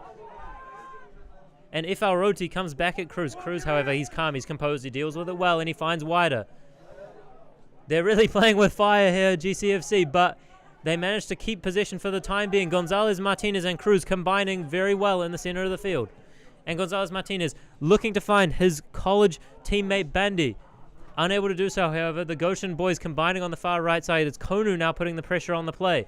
Bandy does the same, however, he can't retain possession. He can only delay a Michigan attack and puts the ball out of play on that far right-hand side from where we're standing. The franticness of this game really picking up now. Just a hair over 10 minutes remaining in this matchup, barring an extra time, but I can't imagine that there will be. It hasn't really been a lot of stoppage of play in this half either. So Goshen certainly desperate to find that tying goal. Yeah, really the intensity of the game has just upped all of a sudden. Goshen realizing the little amount of time that they have remaining and just putting everything they can forward. It really doesn't matter if they lose this game by 1-0 or by 5-0, really, because if you lose in this cup format, you're out of the competition entirely. So they're going to put everything that they possibly can into finding that equalizer. Duran there, he's going to be fouled. It's going to be a Michigan Rangers free kick, and they are going to make a substitution with 10 minutes remaining. Going to be entering it now for the Michigan Rangers. That's number 14, Kyle Buchan. First minute coming onto the pitch is number 14, Kyle Buchan. And he will be replacing. We'll see here. That looks like Mendez, I think, Yeah, coming out. Trying something different up top now for the Rangers. Yeah, interesting decision to bring on another attacking player. If anything, you'd imagine Michigan bringing on more defensively minded players. 10 minutes to go, defending a 1-goal lead. However, maybe their strategy is the best defense is a good offense. Goshen managing to win the ball in the center of the field again. That's Bandy who comes out with it. A great ball from Konu. Finds Laranjo in behind. Great skill. Poking, prodding, driving, shooting. Unfortunately, just hitting the net. It looked like it went in from this kind of with the angle we're standing at, but unfortunately not. Hits the side netting. Laranjo looking dangerous. Great feat by him in a really enclosed area. You've got to say, Mendoza, if it's on target, you've got to be worried for him. But unfortunately, just not quite able to find the connection that he wanted. I would have loved to see that shot come off just a touch sooner. I think maybe just a little bit too much time in the box, trying to find a better shot, which of course understandable, but you know, when you're going to be suddenly swamped with pressure and lose maybe any opportunity, would have loved to see that happen just a hair sooner maybe, but... A lot of contact going on in the middle of the field. Cruz manages to deal with it. That was Bridgion, the substitute for Goshen, really taking a lot of contact in that challenge. No free kick given. Goshen, they do manage to come away with it now. Cruz looking for one of those attacking players that's either the other Cruz on the field, number 11, or Laranjo, but unable to find either of them, and now it's Hubble out on the left-hand side for Michigan. Bridgion, however, reads the pass inside and is able to come away with it. Brandy feeds it back into Bridgion's path again. Konu and Weiland waiting for the ball out on that far left-hand side. However, Bridgion, he's going to lose out in the challenge. Gonzalez-Martinez rushing over to assist, but unable to keep the ball. However, Goshen, they do manage to win it back. Cruz, a fantastic touch on it. Really badly played ball, you've got to say there. And it's Weiland now. Finds Cruz inside, but Cruz slips, unable to retain possession. Konu challenges, but it's going to be well dealt with by Baigri. The center back for Michigan really stopping any chance of a Goshen attack there. And Goshen, I believe that's a Michigan ball. Yeah, Goshen really hoping to pack it in here, force it to stay in that corner, be able to generate something. You know, they've got some players over towards the middle of the field. They could maybe find for a pass. Throw-in comes in. The goal scorer for Michigan spreads the play out wide. That's Ifal Roti. Smith finding a great ball to the newly substituted in Buchan. Combining now with the other Smith. A great tackle, however. That's a fantastic job by Matut. And here comes Konu. He can break at pace. Feeds it back to Weiland. Goes past Duran. It's still Weiland on the ball. Finds Konu again inside. Konu, shifty feet, unable to find the pass that he wanted. The Matut challenges, and it's fallen to Gonzalez-Martinez. Another ball, looking to find Laranjo there, but unable to do so. It's Gonzalez-Martinez who finds himself with the ball at his feet again. Laranjo. Passes intercepted. Gonzalez-Martinez challenging. No free kick given, however, and it's Michigan who managed to break the ball long back into the Goshen defensive half. Well recovered by Matut, who's going to find himself with the ball here again, given from Wider, sorry. Yeah, only 6 minutes remaining now in this matchup. Goshen still trailing 1-0 to the Michigan Rangers, and they are really desperate for that equalizing goal. Yeah, Goshen doing everything they can, throwing everything forward at that goal. Really, they haven't been able to come up with anything yet. Michigan arguably still looking like the most likely team to score the next goal in the match. But Goshen, they've got to dig deep. They've got to find something now, use those fresh legs. Matut, he's one of the few players that's been on the entire game. Finds himself with the ball at his feet, and it plays it to wider. However, he's given it straight to Ifalroti. Gonzalez Martinez and Konu communicating well, and they're able to come out with the ball. It's Weiland who's going to find himself with it for Goshen now. Passes it inside. Great touch. Laranjo being fed the ball in the box. Great touch. A shot comes in, and it's in for Goshen. It's Laranjo. A fantastic finish. You've got to say the keeper could have done a lot better. But the ball fed through. Laranjo does a fantastic job. He beats his man, and he finds the bottom right corner. Mendoza, really, he's going to be kicking himself. He should have done a lot better with the save. You Honestly, thought it was safe shocked. from where we were sitting. I can't believe it. I thought for sure he got down in time, and then all of a sudden the ball was in the back of the net. But a gorgeous, gorgeous finish. Exactly what I was talking about before. Taking that confident touch and then having your shot. Knowing at the right moment when to act, and of course, it seemed like the right moment to act. Yeah, I mean, Goshen, honestly, you really didn't expect that ball to go in. Like we just said, from the angle we're sitting at, Mendoza looked like it made a fantastic save, but it just scraped under his body. And Goshen find themselves level now in the game. The score is 1-1. Really, anything could happen. There's only 5 minutes remaining in regulation time. They're going to be pushing for a winner now, but if nothing happens for the next 5 minutes, we're going to be finding ourselves in another half hour of extra time and potentially even penalties after that. As we talked about, there will not be a tie here this evening. There will be a winner that walks away. So certainly, I think both teams hoping to avoid that extra time here. Fantastic skill. Bit of a step over coming in. Can't quite find the pass. You're really going to be looking at those same players again. Gonzalez Martinez, Konu, Bridgion, Laranjo. They combined for the goal for Goshen. They could combine again. You'd be going to be looking for them to combine again for Goshen to find a winner. Laranjo, a fantastic tactical call, but you've got to say by Tyler Bourne, finding himself on the score sheet, only being subbed into the game maybe 10-15 minutes ago max. And Goshen, they find the feet of Laranjo again. It's Cruz and Laranjo in a 2-on-3 situation. There's 6 Michigan players back and only 2 Goshen players in attack. However, Cruz, he's going to do what he can. He's going to beat the player, but he was offside on the original pass from Laranjo. Yeah, a little bit odd there not to see the flag and not to hear the whistle. You would have guessed that Cruz a actually little going to be unclear what was going on. Yeah, Cruz actually going to be given a yellow card there. It looked like he just didn't know that the flag had been raised, but I believe it's a yellow card for playing on after the whistle had been blown. Yeah, it didn't seem malicious necessarily to I wouldn't have said so, carry no, on. The but fans here, yeah, fans are not happy about it at all. Well, and very loud during that whole play and excitement, so possible to just not hear the whistle as well. Yeah, I mean, Cruz, for a split second there, you really thought he got the better of Biger. He got around it, but actually Biger had simply given up because he saw the flag was raised on the far side. Yeah, an odd scenario where, I was a little taken aback. Yeah, you weren't quite ready for it, but, I mean, there were a lot of black shirts back in defense there. Ball is launched forward by Biger. It touches no one. Vilkanen going to let it go out of play. It's going to be wider with the goal kick. There's 2 minutes remaining in this match, plus any added stoppage time. There have been a few free kicks, so it wouldn't be that crazy for there to be a couple of minutes added on before the full-time whistle. But here we go. It's wider to take the goal kick. Launched up towards halfway. It looks like it's going to be Konu challenging Keane. Actually, it's Gonzalez Martinez, and it's Weiland who comes out with the ball. Looking to play it to Cruz there. Duran, however, cuts it out. Konu, a little bit of a body feint. Smith deals with it really well, though. Konu, a more physically imposing figure, and Smith physically matching him.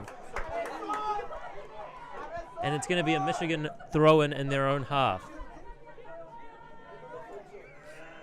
Great throw. Goes down the line. It's Cruz. Looked like it could have come off the Michigan player there, but it's going to be another Michigan throw. It's Duran finding himself with another throw in just a little bit further up the field. Same idea. Oh, ball slips out of his hands a little bit there, but it never actually left, so he's allowed to retake that throw. Bridgion does really well with the header. Finds Konu. A great chop. Just can't quite find feet. Again, that's the second time in a row Konu's just struggling to find feet a little bit in this game. We know what he can do with the ball at his feet. His distribution maybe just needing a little bit of work so far in this game. Hubble, he gets the better of Bandy down that flank. He's driving into the box. Bandy going to be brought down. Could have been a free kick for Goshen. You would have been looking to. Bandy kind of looked like he'd been dragged down by the attacker. 30 seconds now remaining. It's going to be wider. to 1 take to a goal 1. kick. And there will be extra time should Yeah, this. there should nothing happen in the next couple of minutes max here. We will be looking to extra time to settle this game. And it is looking to be that way with only 10 seconds left unless the referees call for extra time. Ball goes up. It's all loopy in the air. Laranjo, he's the one under it. He's challenging, but the ball falls to Keane. Durand.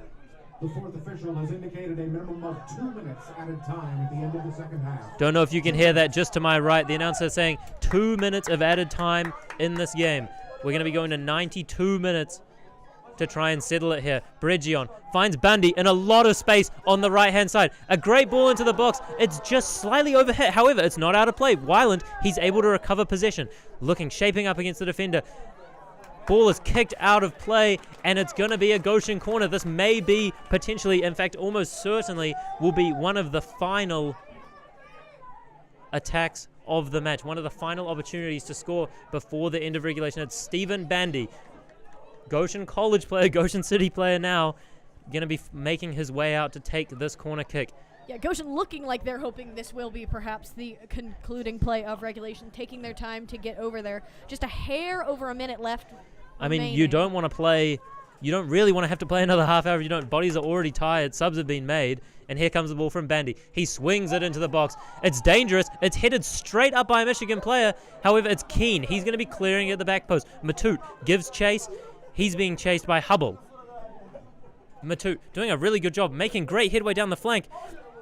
Ball in the box now. Comes off the head of Cruz on the clearance. That's got to give you a bit of a headache. But at the end of the day, it's going to end up in a corner. Oh, sorry, a goal kick for Michigan. And it looks like that's... Oh, the referee just calling time there just to make sure that Cruz is okay. Did take... Yeah, hit to a head. Hit to the head, very close range. You don't want to make sure he's not concussed or anything, you know. Doesn't put the ball into his own goal or something, being confused. But he looks to be okay. So really nothing to worry about there, and it's Mendoza who's going to take the goal kick. We're really running out of time. 8 seconds or so left in that added 2 minutes that the referee said. Ball goes up. It's Vilkening who deals with it, but not well enough. Cruz finds himself with the ball now. He finds Weiland. This will be the last chance for Goshen, and it's a great ball in behind to Cruz. What can he do with this? Bregion finds himself with the ball now, and it's a great tackle by DeVoe. You've got to say he really shut it down. And the referee, he calls time on the 90 minutes, and we are going to extra time, ladies and gentlemen. 1-1. Michigan, they opened the scoring through number 21, the substitute, Ifal Roti. Opened the scoring about halfway through the second half for Michigan. And then the substitute, João Lourenço, for Goshen, finding the back of the net with only about 10 minutes left to play in regulation. Bit of a short break to come here, and we will be right back with more action from this US Amateur Cup game. There's plenty more to come, another half hour, and potentially even penalties after that.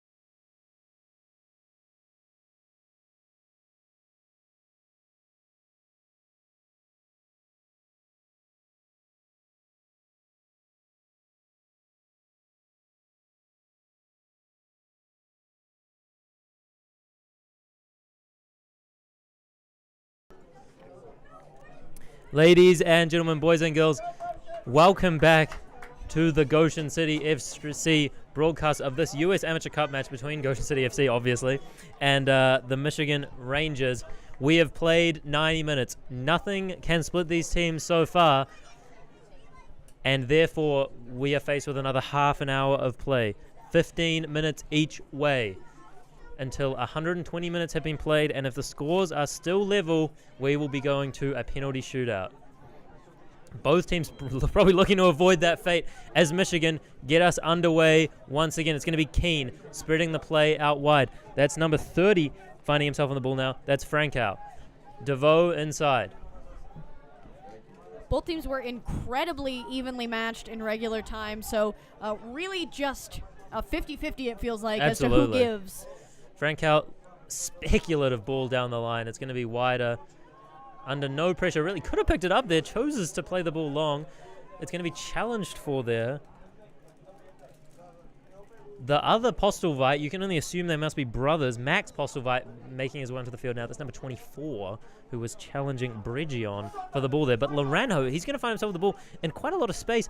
3-4 Michigan players around 5 in that general area. Bridgion, however, keeps the ball and keeps his composure. It's Konu now feeding Bundy exactly where he wants to be on that right-hand flank. Takes his time. Can't quite beat his player. Konu, however, does manage to get the deflection as Bundy still on the ball, looks for the shot. But it's all the way to the left-hand side. It was going high, it was going wide, and really no threat there. But Bundy, that's the position he wants to be in on that right-hand side. Yeah, I mean, in the end, poor execution, but honestly, I think if you're Goshen, I really like that look from Bundy, trying to start out very strong, put things in a good position. And he had the space, just didn't quite end up working out. Absolutely. That's Frankow finding Hubble, and a great ball inside first time to Smith. Postelwaite, spreading the play wide now. Plenty of time for these Michigan players. They're really under no pressure whatsoever. And despite the lack of pressure on them from Goshen, that's not a great pass from Baigri. Just finds the touchline, and it's going to find the hands of Stephen Bandy now to take the throw. It's Matute now, one of the few starting players for Goshen that's still on the field. Vulcaning the same, and Cruz in the same situation as well. Cruz looking to find Bandy with the pass. However, it's Frankow to intercept. Bridgion finds his way back for Goshen, though. Composes himself with the ball at his feet, and once again goes back to Matute.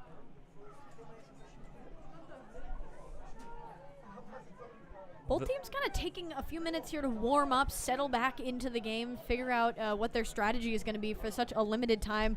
Of course, both teams really hoping to find, several goals if they can manage, but just to even find that one to pull ahead and put any thoughts of a penalty shootout to bed. Yeah, you really feel that despite, it's not golden goal. Teams can score as many goals as theoretically possible in this extra time period. You really feel like, just based on what you know about the game so far, how close it's been, that really one goal will be all that it takes, you'd imagine, especially if it comes later on in the portion of extra time rather than earlier on. It's Tim Vulcaning now on the ball. He's looking to find Cruz in behind. Frankow doing a great job just to see the ball out of play. Cruz, he's quick. He could have got onto the end of that, but Frankow, fantastic job. And it's just going to be another goal kick for Michigan. It's Mendoza going to be looking to take that. Yeah, I do think I agree that both teams looking for that one goal to maybe put it to bed, but also, to the same point of being so evenly matched, it absolutely doesn't mean that either team is out of the running should they go up by one goal. Yeah, I should preface that as well, yeah, for sure. Yeah, so I think certainly it's going to stay competitive till the very end, regardless of what the scoreboard looks like. Definitely. It's going to be a foul here called on Gonzalez Martinez. I believe that was onto Smith. Looking like he's limping a little bit just away from that. Michigan trying to play the ball quickly. Not exactly sure what happened there. Michigan wanted to play it fast. The referee wasn't quite ready. It was a yellow card there awarded to yellow card to Gonzalez Martinez. So okay. They've got to take a minute for that. That makes sense. Yeah, Michigan looked like they were trying to get away quickly, and then Konu intercepted it immediately. A bit unfortunate for Goshen there, but Michigan getting away a bit scot-free on kind of a bit of a trying to be a bit cheeky and go quickly, but doesn't really work out in anyone's favor too much. Michigan, I should say, now that Max Postelwaite has been brought onto the field, that's all of their players from the subs bench who are now brought onto the field. They have no more fresh legs off the bench. Goshen still a couple players, notably Tiago Cerejo from Goshen College, a teammate of mine at the college level, could still find his way off the bench. Cruz, a lot of contact in there, maybe a little bit unlucky. It was kind of shoulder to shoulder, but Frankow, he's going to win out and win that free kick. And again, notably, as we've spoken about, the refs calling maybe a relatively soft game by some standards. Definitely not needed a ton of contact. Bridgion does a great job to win the ball. He's taken down, but Konu finds his way with the ball, and just another pass. It doesn't quite find feet, and now it's Konu. He's having to rush his way back. Bundy went up in attack, and Matut does a great job, honestly. Michigan looking a little bit dangerous there, like they were breaking. Bridgion looking like he's a little bit sore after that challenge that was on him, complaining to the ref, really, showing a bit of a bruise on his leg, I think. Frankow doing a great job with the ball at his feet. He finds Postleway again. A great turn, sends 2 Goshen players the wrong way. However, Bandy, he's not to be fooled. He wins the ball back and finds the feet of Cruz. Great turn. Not the pass that he was looking for out wide. That was Weiland making the run on that far left-hand side. Just Cruz mishitting the pass a little bit, didn't look up in time. It's happened a couple times to Goshen here this evening of a really, really great touch, a turn, and then a pass that just kind of meanders off into space and maybe doesn't have quite the execution that Goshen was looking for. Yeah, it's not quite what you want, but still plenty of chances to keep themselves in this game. It's Frankow who finds himself with the ball out on that left flank. Little 1-2 being played. Ball down the line again. That's Hubble. Sandwich between Matut and Bandy. However, no headway to be made. Nothing to be done. And it's Bandy now, just involved in the tackle. Finds it to Matut, the other man involved in that tackle. Back to Bandy. Playing 1-2.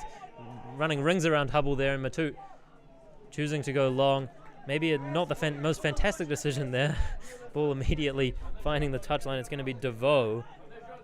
Yeah, and under 10 minutes now in this first half of extra time.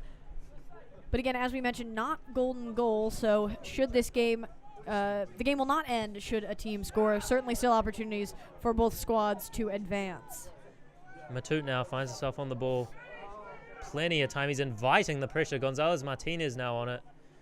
Vilkening. They're going to maybe switch the point of attack here, Goshen, looking to kind of just reset things. Been a bit frantic the last couple of minutes. Vilkening looking calm with the ball. Gonzalez Martinez. We know he's calm with the ball, and he finds Matut. Matut dribbling inside. Goshen really making no headway at the moment, but not losing the ball either. Just biding their time. Waiting for the right pass, waiting for Michigan to overcommit, make a mistake. That might be it there. Gonzalez Martinez managing to make a little bit of headway down the flank. However, that pass going astray. It's going to be Frankow. Does a fantastic job bringing it forward. The ball is spread wide by Smith. That's Mason Smith finding his brother, Liam Smith. Frankow finds himself back to the ball, but Gonzalez Martinez makes a fantastic tackle. Bridgion now wins it back, and he makes a fantastic pass in behind to Cruz. He's onside. Just Bridgion to be. He beats him. It's Cruz. It's just not quite in the goal. It's just to the left. Cruz doing a fantastic job to get past Bygri. Sorry, tripping over my words a little bit there in the commotion. Cruz looking dangerous. Those step overs going at pace against the defenders, especially with the level of agility that he has compared to some of these defensive players. He's really being a massive threat. A great save forced out by Mendoza to put it to the right of the goal. Yeah, and great work there as well to earn the corner to generate another dangerous scoring opportunity, as we've seen several times from Goshen so far this evening. Absolutely, and Michigan playing no games with this one. All 11 players back in the box. No one is being left in attack, and it's Bandy to deliver the ball. He's going to be looking for the head of Vilkening, or maybe ball is delivered in. Vilkening does get up for it. He is the one that they were aiming for. Laranjo was the other player that I was going to mention there before the ball came in that they might be potentially looking for. Ball does go out of play. Yeah, corner swung around to the other side now. And it looks like it's going to be Weiland to take it up the side. I like the second, deja vu, the second time this evening, if Vilkening was about 6 inches taller, yeah, that would have probably been a goal. Weiland going to play it short to Bridgion. A bit of a heads-up play here from Goshen. Bridgion puts the cross in the box. It's a lovely ball, and it's going to, once again, we're going to have a corner on the other side. It's going to be Stephen Bandy making his way over again to that far left-hand side to take the corner kick. Goshen, a bit of a heads-up play there from Bridgion and Weiland to go short. There was no one else around, no one really thinking about it from the Michigan side. And certainly Goshen not frustrated by another corner. Happy to No, take that not at all. opportunity. Bandy steps over it again. Bridgion creeping out towards that corner flag. However, Smith, he was aware of it this time. Ball comes in. It's over the head of Vilkening, and it's going to fall to Gonzalez Martinez. However, he is unable to keep it in play, and it's going to be a goal kick for the Michigan Rangers. Yeah, I hate to say it, but not too often you're hearing about Gonzalez Martinez getting highly involved on a corner just with his height, but was ready there at the back post, knew what needed to be done, knew his role in that situation, and was almost able to keep that one in a dangerous position. Yeah, for sure. He's a player that, despite, he's not the person you're usually looking to on headers, he can definitely do a job in there if need be. Michigan, they're pushing up all of their players off of this goal kick, not looking to play it out from the back or play short at all. It's Mendoza going to go long. Ball flies up into the air over the halfway line. Bridgion challenging, however, it's Smith to bring it down. And it's Hubble now against Bandy on this left-hand side. Lots of Goshen shirts, but Michigan, they retain position. It's Keener, a lovely ball, but he just can't quite find feet. Weiland and Laranjo doing a great job to link up there. It's Cruz running onto the through ball, however, just slightly overhit. And it's going to be Mendoza again to take a goal kick. There's only 4.5-ish minutes remaining in this first half of extra time before another brief interval and 15 more minutes. Really, anything could still happen. We've had chances, majority chances in this first half of extra time for Goshen rather than for the Rangers. But the way this game kind of is, really anything could happen. Defense can be turned into attack almost instantly. Yeah, and I think part of that, too, is, notice, I don't know that you've said Duran's name hardly even once in this whole 11 That's a minutes fantastic of play, point, yeah. and was, of course, such a crucial piece of their attack for so much of that second half. So certainly I think the team would be hoping to get him even more involved. Yeah, I mean, he created the first goal and then was a key factor in providing 2 or 3 more opportunities to the attackers for the Rangers, but just not quite as involved in this first half of extra time. He's out there on that right-hand side, as you can see on your screen. That's number 2 for the Rangers. It's Bygary going to be standing over this free kick. Frankow dropping a bit around the back of him. Laranjo looked like he was always going to kick the ball away there, but just passing through to go and mark. And it's actually going to be Frankow. Michigan pushing some players forward who usually don't really find themselves up there, specifically Bygary, for this free kick. Maybe going to try and find an opportunity off of it. Postlethwaite is very close. He could come short, but the ball is going to be opted to be played long. Wider, he's coming for it. He came for it and he didn't get it, but the header from Keane, I believe that was, going wide of the post. Wider, got to be a bit careful there. He's coming for the free kick. He didn't get it, but in the end, no harm, no foul.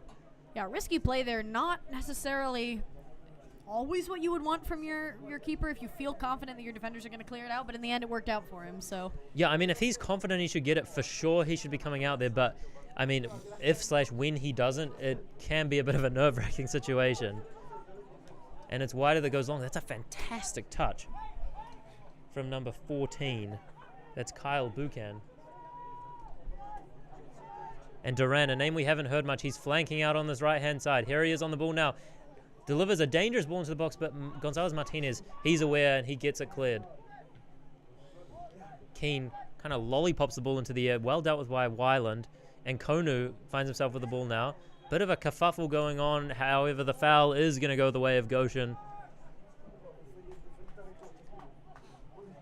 Yeah, again, not necessarily a bad foul call, but not one you necessarily hear all that often, I wouldn't say, particularly at the college level. Just a little bit of a scuffle, but no real major contact. Yeah, there's not a huge amount of contact going on, but for sure, I think it's better that the ref remains consistent, especially as the game gets different, but players' emotions going to be less in check, Certainly, frankly, as the game goes on.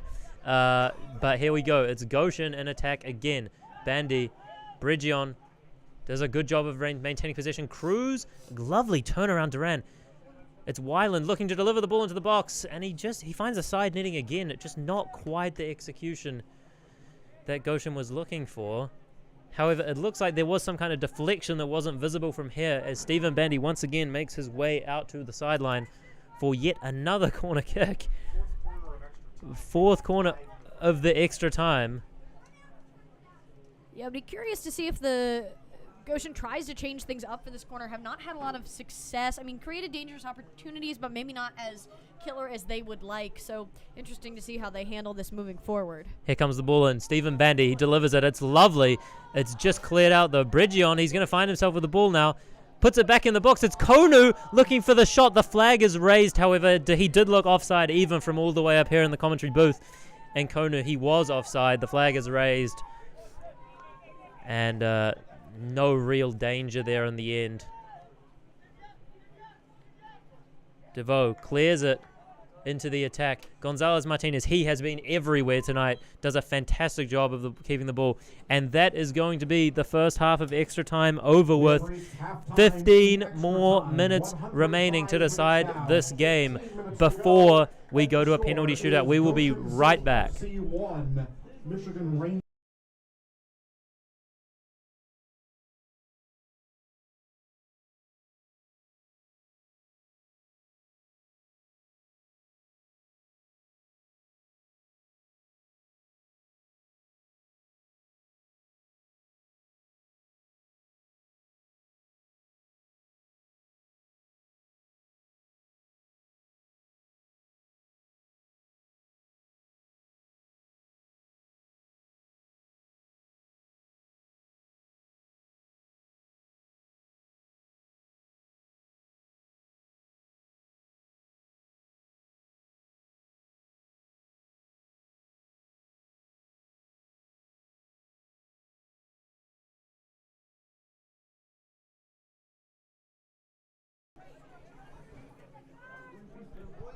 Well, ladies and gentlemen, we are right back into the action.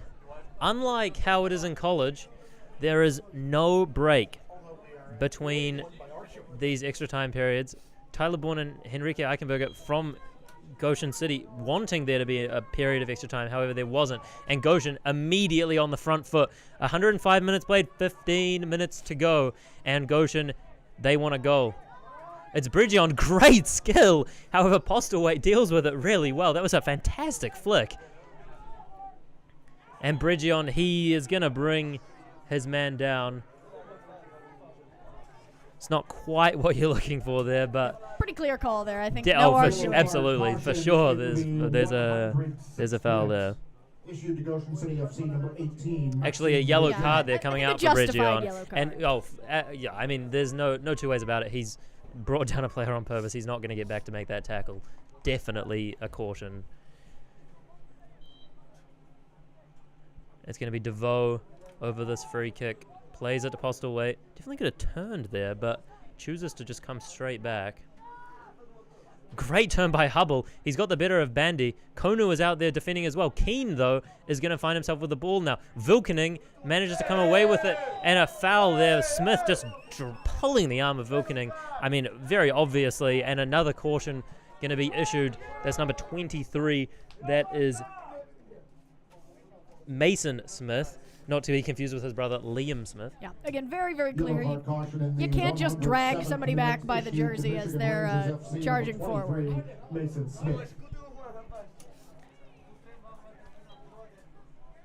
Goshen able to reset now. Kind of switch the point of attack, kind of just choose where they want to come from rather than where they were being forced to come from. Weiland under a lot of pressure from Duran. And another free kick is going to be given, and that's another yellow card, the third of this extra time period. There's only been a minute and 50 seconds played. But Weiland looking like he's in quite a bit of pain there, actually. Yeah, and as we talked about, important for the refs to remain consistent and to shut things down early, not allowing this game to get too aggressive, especially as tensions run high as the emotionality of this game continues to build, both teams getting even more desperate. And the referee really, just frankly, doing a good job of maintaining composure and maintaining control of proceedings. Sometimes as the game goes on, emotions get a bit higher. Referees have been known to lose control a little bit, but he's doing a good job here, needing to caution the three players that have been cautioned so far in this half. Cruz trying to play the ball out to the other Cruz that's on the field, and here he is now coming down that left-hand side. He's going to play it to Weiland. Great ball comes back into the box. However, it's well dealt with by Bygri. And it's Hubble now who finds himself on the ball. Running at Matute There's 3 Michigan players in the area, 6 Goshen players. However, he's going to get the better of Matute. The ball on the edge of the box. Looked like he could have been brought down there. Maybe a little bit of simulation there. And it's Smith who finds himself with the ball now on the edge of the 6-yard box. Bandy clears it away, but just as far as Smith again. And Gonzalez Martinez is finally the man to get it out of trouble. Weiland on the ball finds Cruz's feet now. Yeah, I think despite the protest, that was absolutely the right call. Looks like just a little bit of a misstep on the grass. I mean, when you know you're going down there, you're trying to make it look as convincing as possible. And Konu trying to get around Duran. He's got to be careful now. He just got to shoot a yellow card a minute ago.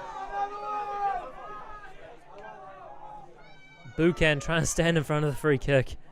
If he's not careful, he's going to earn himself a yellow card there. He'll be the 4th cautioned player in this period of extra time. However, Goshen, instead of choosing to go forward, they just choose to reset things once again. It's Matute and Vilkening. Ball being played to Cruz. Weiland, it's a bit of a speculative ball by Cruz. He just can't quite make it. Durant does a great job. Weiland, you see him slamming the ground. However, Durant really could have done a lot more with that. Plays it straight to the feet of Vilkening, who in turn gives it straight back to Durant, so I guess no harm, no foul.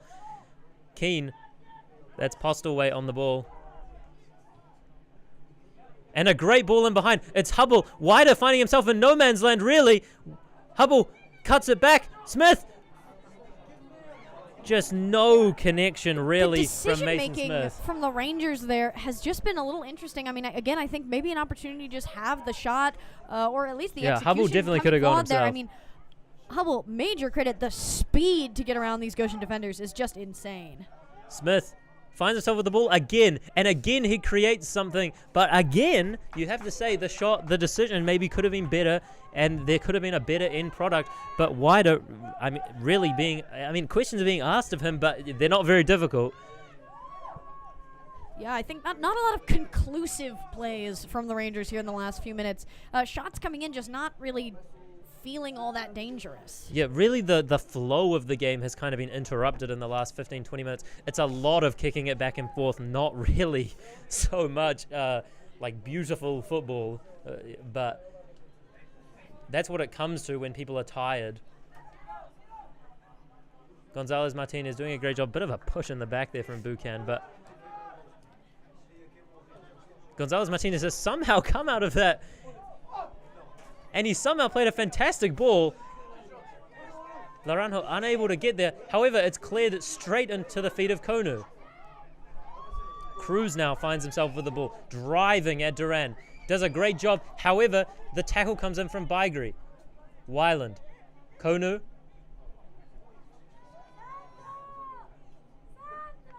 Weiland does manage to find a pass into the center. However, it's going to be one back by Goshen. It's Konu. It's Cruz. He shoots. Oh, and it comes straight off the crossbar. Almost the decisive moment there from Cruz to Goshen. Devastating moment for Goshen there. I mean, a stunning shot and such impressive work from Goshen to keep fighting there. Josh Losing Cruz, it and winning it back job. probably 15 times just in those 30 seconds of play. Josh Cruz coming as close as we've seen in extra time, and we see him with the ball again now. Postlevate trying to tackle him, but Cruz, he's a shifty guy. Weiland on the ball again. Duran challenging. Cruz also with him, however, he can't win the ball. Gonzalez Martinez, and Weiland finds himself with the ball at his feet again. Gonzalez Martinez again. Going to look to switch the point of attack now through Tim Vilkening. Yeah, we talked a lot about Durant being sort of a playmaker for this Rangers team, and you've got to say the same about Adrian Gonzalez Martinez. I mean, just somehow always finding the ball at his feet. It's Cruz. It's a great ball into the box. It's deflected multiple times. And lo and behold, who does it fall to? It's Smith and Martinez fighting it out. It's going to be Smith that comes out on top. And a chance for Michigan now to kind of just calm things down. It's been crazy the last few minutes here. And there's only 8 minutes remaining. We're about halfway through the second period of extra time. Penalties really not too far away. As we mentioned before, Josh Cruz just having the best chance of extra time so far, but unable to find the back of the net. It comes ripped off the crossbar. Good ball up into the Goshen area. Stephen Bandy is the only man there who can stop it. Wider does a good job. Hubble was rushing in at the back post. Great save by Wider there, and a great counterattack beginning from Laranjo Goshen. tries to find a ball out to Josh Cruz. Can't do so, though. And Tim Vilkening, he is going to cut out that other pass.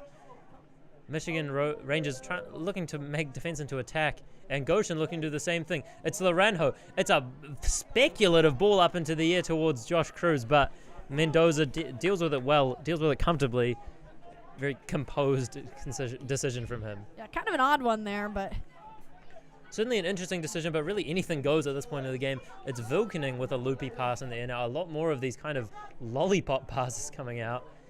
It's Konu finding himself on the ball, and he finds Josh Cruz. We know what he can do. He's going to take it all the way to the byline. Josh Cruz! Oh, and it's just gone up to the top left of your screen there. He's just unable to convert again. But Josh Cruz, he looks like the most dangerous player on the field right now and the most likely to put this game to bed. yeah, the decisiveness is just impressive, you know, knowing his moment to shoot, and even if he's not executing, just taking those chances, trying to make something happen. I mean, with less than 6 minutes now remaining in actual playing time, I mean, something's got to give. Mendoza pumps the ball long again. Michigan, they're looking for a goal. It's Keane, the substitute. That's a great ball, though. In behind, he's found Smith. Smith cuts it back. It was Hubble who looked to be rushing into that far post again, but he just couldn't quite get the connection. It's cut out by the Goshen defense. Here we go again. Smith.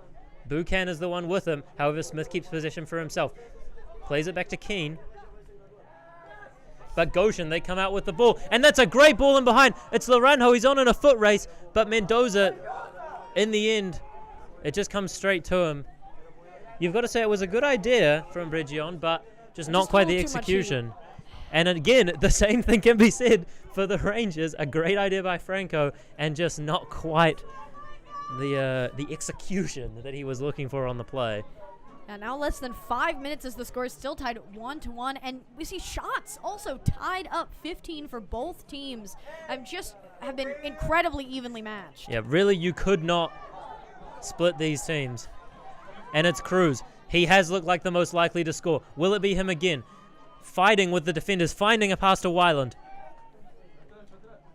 Weiland looks to get the cross, and it's blocked, though. A lot of time being given to the Michigan defender there to clear the ball.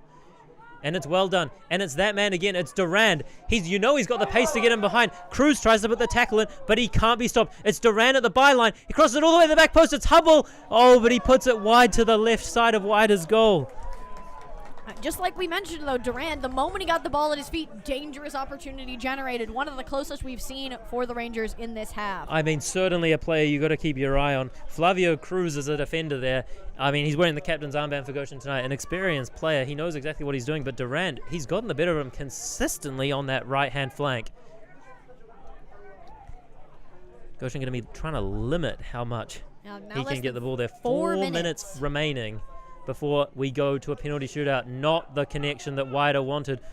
Weiland really does a great job to keep it in play. He's going to go straight back to his goalkeeper. Durand applying the pressure, but Wider again clears it. Finds it to Cruz this time, and Konu, not the greatest touch. Didn't really check his shoulder before receiving the ball there, but he fights to win it back.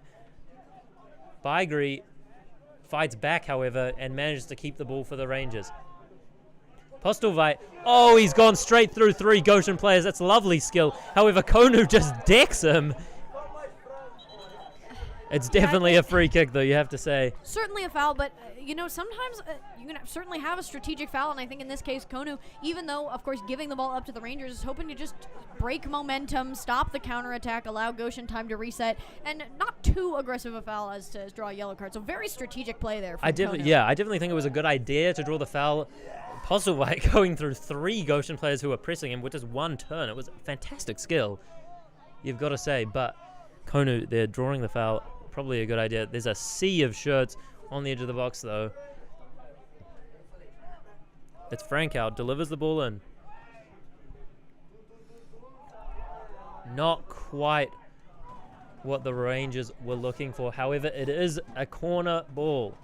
It looks like it's going to be Hubble making his way out to that far left-hand side, if you're Gonna looking get at it this from ball an in play attacking with perspective. just a hair over 2 minutes remaining, so very, very Yeah, few opportunities really for both teams. not long left at all in this cup fixture. Ball comes into the box. A goal now would surely end it. It's Duran getting up at the back post. But of course, it's that man again, Gonzalez Martinez, to clear the ball out again. Goshen really packing it in on defense now, trying to get that ball out of danger. It's Smith, Mason Smith that is, to take the throw in. Looks like he's going to be trying to throw it a bit longer into the box, create a direct opportunity from the throw in. It is a nice long throw. It's missed by multiple players. Vilkening is the one to bring it down and get it out of danger. Cruz challenging for the ball. It's Weiland who does find Cruz. Great skill by Cruz. Gonzalez Martinez, he's kind of left in a bit of a 50-50 there by the pass of Cruz. And Matute can't get the ball under control. It's Hubble with the ball on the far left-hand side as you're viewing it on your screen now. The cross comes into the box. Nothing really doing. Duran does find the ball at his feet again. There's 4 Goshen players between him and the goal, though. And he does try to get around one, but Weiland puts a great tackle in, and it's going to be a corner ball. There's 45 seconds remaining in extra time. You can really say this and potentially one other counterattack for Goshen or another attack for Michigan is really all that there's left time for in the match. Yeah, understandable that Goshen's putting everyone in the box to defend, but I'm a little surprised they haven't got one man up to try and find that counterattack. Ball comes in, just not quite what they were looking for. There's 3 or 4 people rising at the back post. There's 42 seconds played out of the last minute of added time. Goshen almost looking like they want penalties at this point. Yeah, Weider really taking his time. Seeming pretty determined now, only 7 seconds remaining as he sets up to take the kick. So I think looking to play it safe here, not allow any opportunity Yeah, I mean, of the counterattack. ultimately, you really just don't want to concede at this point. So, I mean, it makes a lot of sense. Referee almost certain to blow his whistle when this kick goes up. And he does do exactly that. Ladies and gentlemen, there have been 120 minutes played at the Goshen Soccer Complex. But we cannot split these two teams. It will be decided by a penalty shootout. It will come down to spot kicks. 120 minutes. Goshen City FC 1, Michigan Rangers FC 1.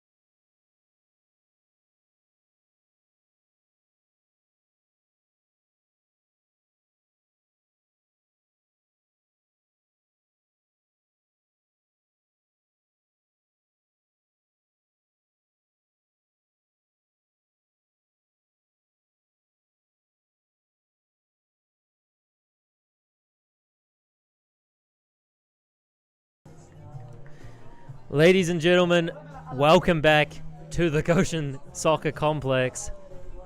We have had 120 minutes of play, but nothing can separate the Michigan Rangers and Goshen City Football Club, and it will go to penalty kicks.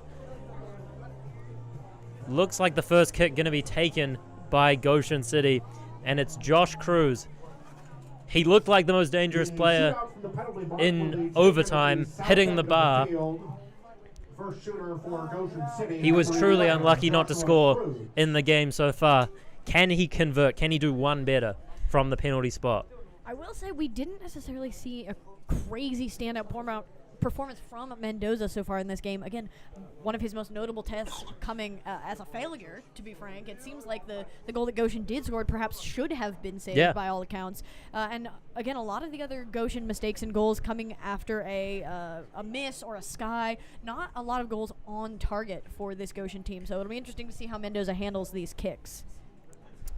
Yeah, it certainly should be interesting to see what Mendoza can do. He really hasn't been tested with shots on target aside from that one goal where you do have to say it was a blunder on his part, but can he redeem himself in the penalty shootout? 5 shooters have been selected from each side. If it's still even after that, we will be going to sudden death. The first team to miss will round lose. at a time until someone wins. Exactly. Josh Cruz is the first shooter for Goshen. Each point Number crucial. 11. Absolutely. He steps up. The whistle blown. Here we go.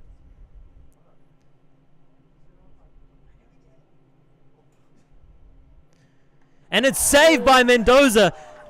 Questions were asked of him. Credit to Mendoza, absolutely. You know, I'll be the first to say I was questioning, and he has answered. An impressive save. And not even a bad penalty at all. No, it was going towards that bottom left corner. Mendoza gets down quickly to his right. And it's a wonderful save, you've got to say. But absolutely guessed the correct direction. Oh, absolutely. And he stops Goshen from going 1-0 up in this shootout. It's number 15 now. That's Liam Smith. Not to be confused with his brother, number 23, Mason Smith, playing on the same team, often linking up during the game. And as we know, the Goshen goalkeeper, it's wider. It's Smith. And he fires it straight down the middle, wider, diving to his left. Really an interesting kick. Smashing it into the roof of the goal. Off the top of the crossbar. Yeah, kind of just hits the roof of the goal, goes straight down again. Fell anticlimactically. Almost kind of skied it, really. Wider, though, I mean, if you pick a side, if you dive and someone goes straight down the middle, you really don't stand a chance at all.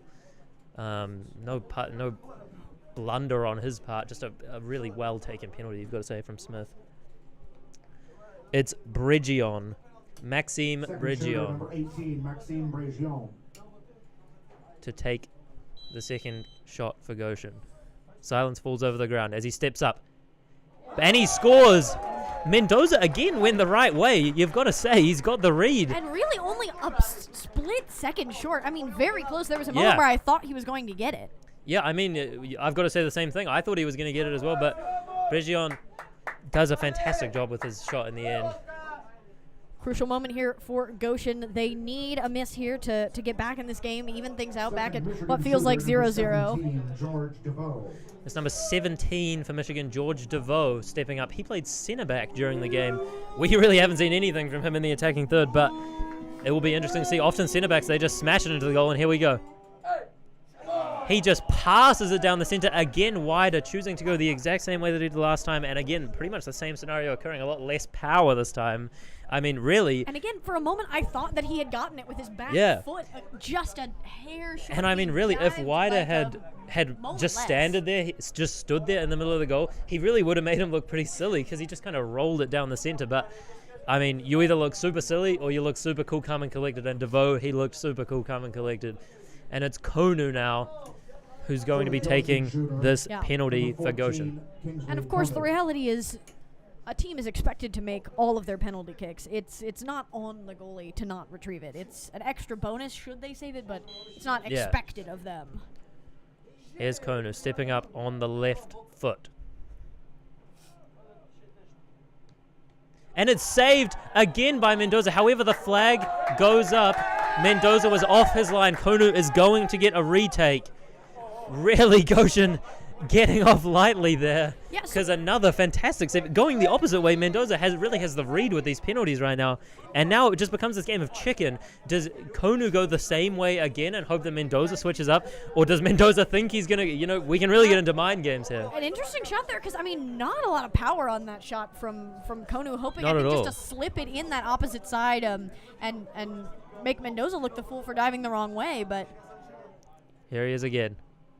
He goes the other way, and Mendoza, he guesses wrong for the first time in the shootout. Konu scores, and it's a second penalty conversion for Goshen. However, Michigan, they've got the chance to go one up again, and it to be 3-2 in the shootout. It's number 30. It's the substitute. It's Joshua Franco. He was playing left back during the game. He provided a lot of opportunities to Hubble, notably, who was playing on that left wing position towards the end of the game. Yeah, again, a big moment here. If the Rangers miss, then right back to the hands of Goshen to try to settle things down. Many jeers coming from the Goshen crowd. It's pretty obvious who they want to win the game. And it's Franco. Wider in goal. Can he guess the right way? Can he stop it? The referee blows his whistle. Here's Franco. Wider gets a hand to it. He goes the right way, but he can't keep the ball out of the net. And it's going to be 3-2. Can see the frustration there from Wider, stepping out of his goal to express a little bit of that anger. Yeah, he so knows. frustrated to get a hand on it and still not quite be able to deflect it away. He knows that he could have stopped that. He knows that he went the right way. He did everything right. He just couldn't quite get a firm enough hand on it to keep it out of the goal. And it's going to be number 9 now for Goshen, their fourth taker. It's Laranjo. So great things from him on the attack. I mean, he's the goal scorer, right? He's the reason that we've made it to this point. Without him, the game would have ended 35, 40 minutes ago. And here he is. It's Laranjo on that right foot, facing up against Mendoza. Mendoza, basically the same thing has happened as the goal. Laranjo has scored, but Mendoza, you've got to say it's another blunder. He should have saved it, just slides under his body. Laranjo is just too much for Mendoza. It's just he's got an aura about him. He couldn't do it. Slid right under his body once again. That is insane. Who could have seen that coming? I mean, it's weird, If I had a nickel for every time that it slid under his body and Laranjo shot, I would have 2 nickels. It's not a lot, but it's kind of weird that it happened twice. And it's Duran who steps up now. He's the fourth taker, sorry. I mean, Michigan, despite the blunder, Mendoza has still put Michigan in a position to win the shootout. Here he goes, it's Duran. The jeers from the Goshen crowd. He steps up. And he puts it in the top right-hand corner. I mean, you really couldn't ask for a better penalty. Wider stood no chance. Absolutely, and you got to hand it to Duran. I mean, has been an absolutely crucial player he has for this been team incredible the all entire night. match, and certainly his penalty kick doesn't show anything different than that. And the last penalty taker for Goshen in this initial 5. It all comes down to this. Gonzalez Martinez must score. Wider must save the following penalty from the Rangers. And Gonzalez Martinez, arguably the player of the match for this Goshen team, he is everywhere. Finish out this game. Usually a pretty confident shooter. I've got to say, I play with him at the college level. He steps up. Mendoza. Gonzalez Martinez. He looks like he slips a little bit there, honestly, but I mean, he still puts the penalty away. Maybe not exactly where he wanted to put it, but does a fantastic job. And Gonzalez Martinez, a gorgeous chip, and very similar to what we actually saw earlier from the Rangers, with falling like just behind the crossbar into that upper netting.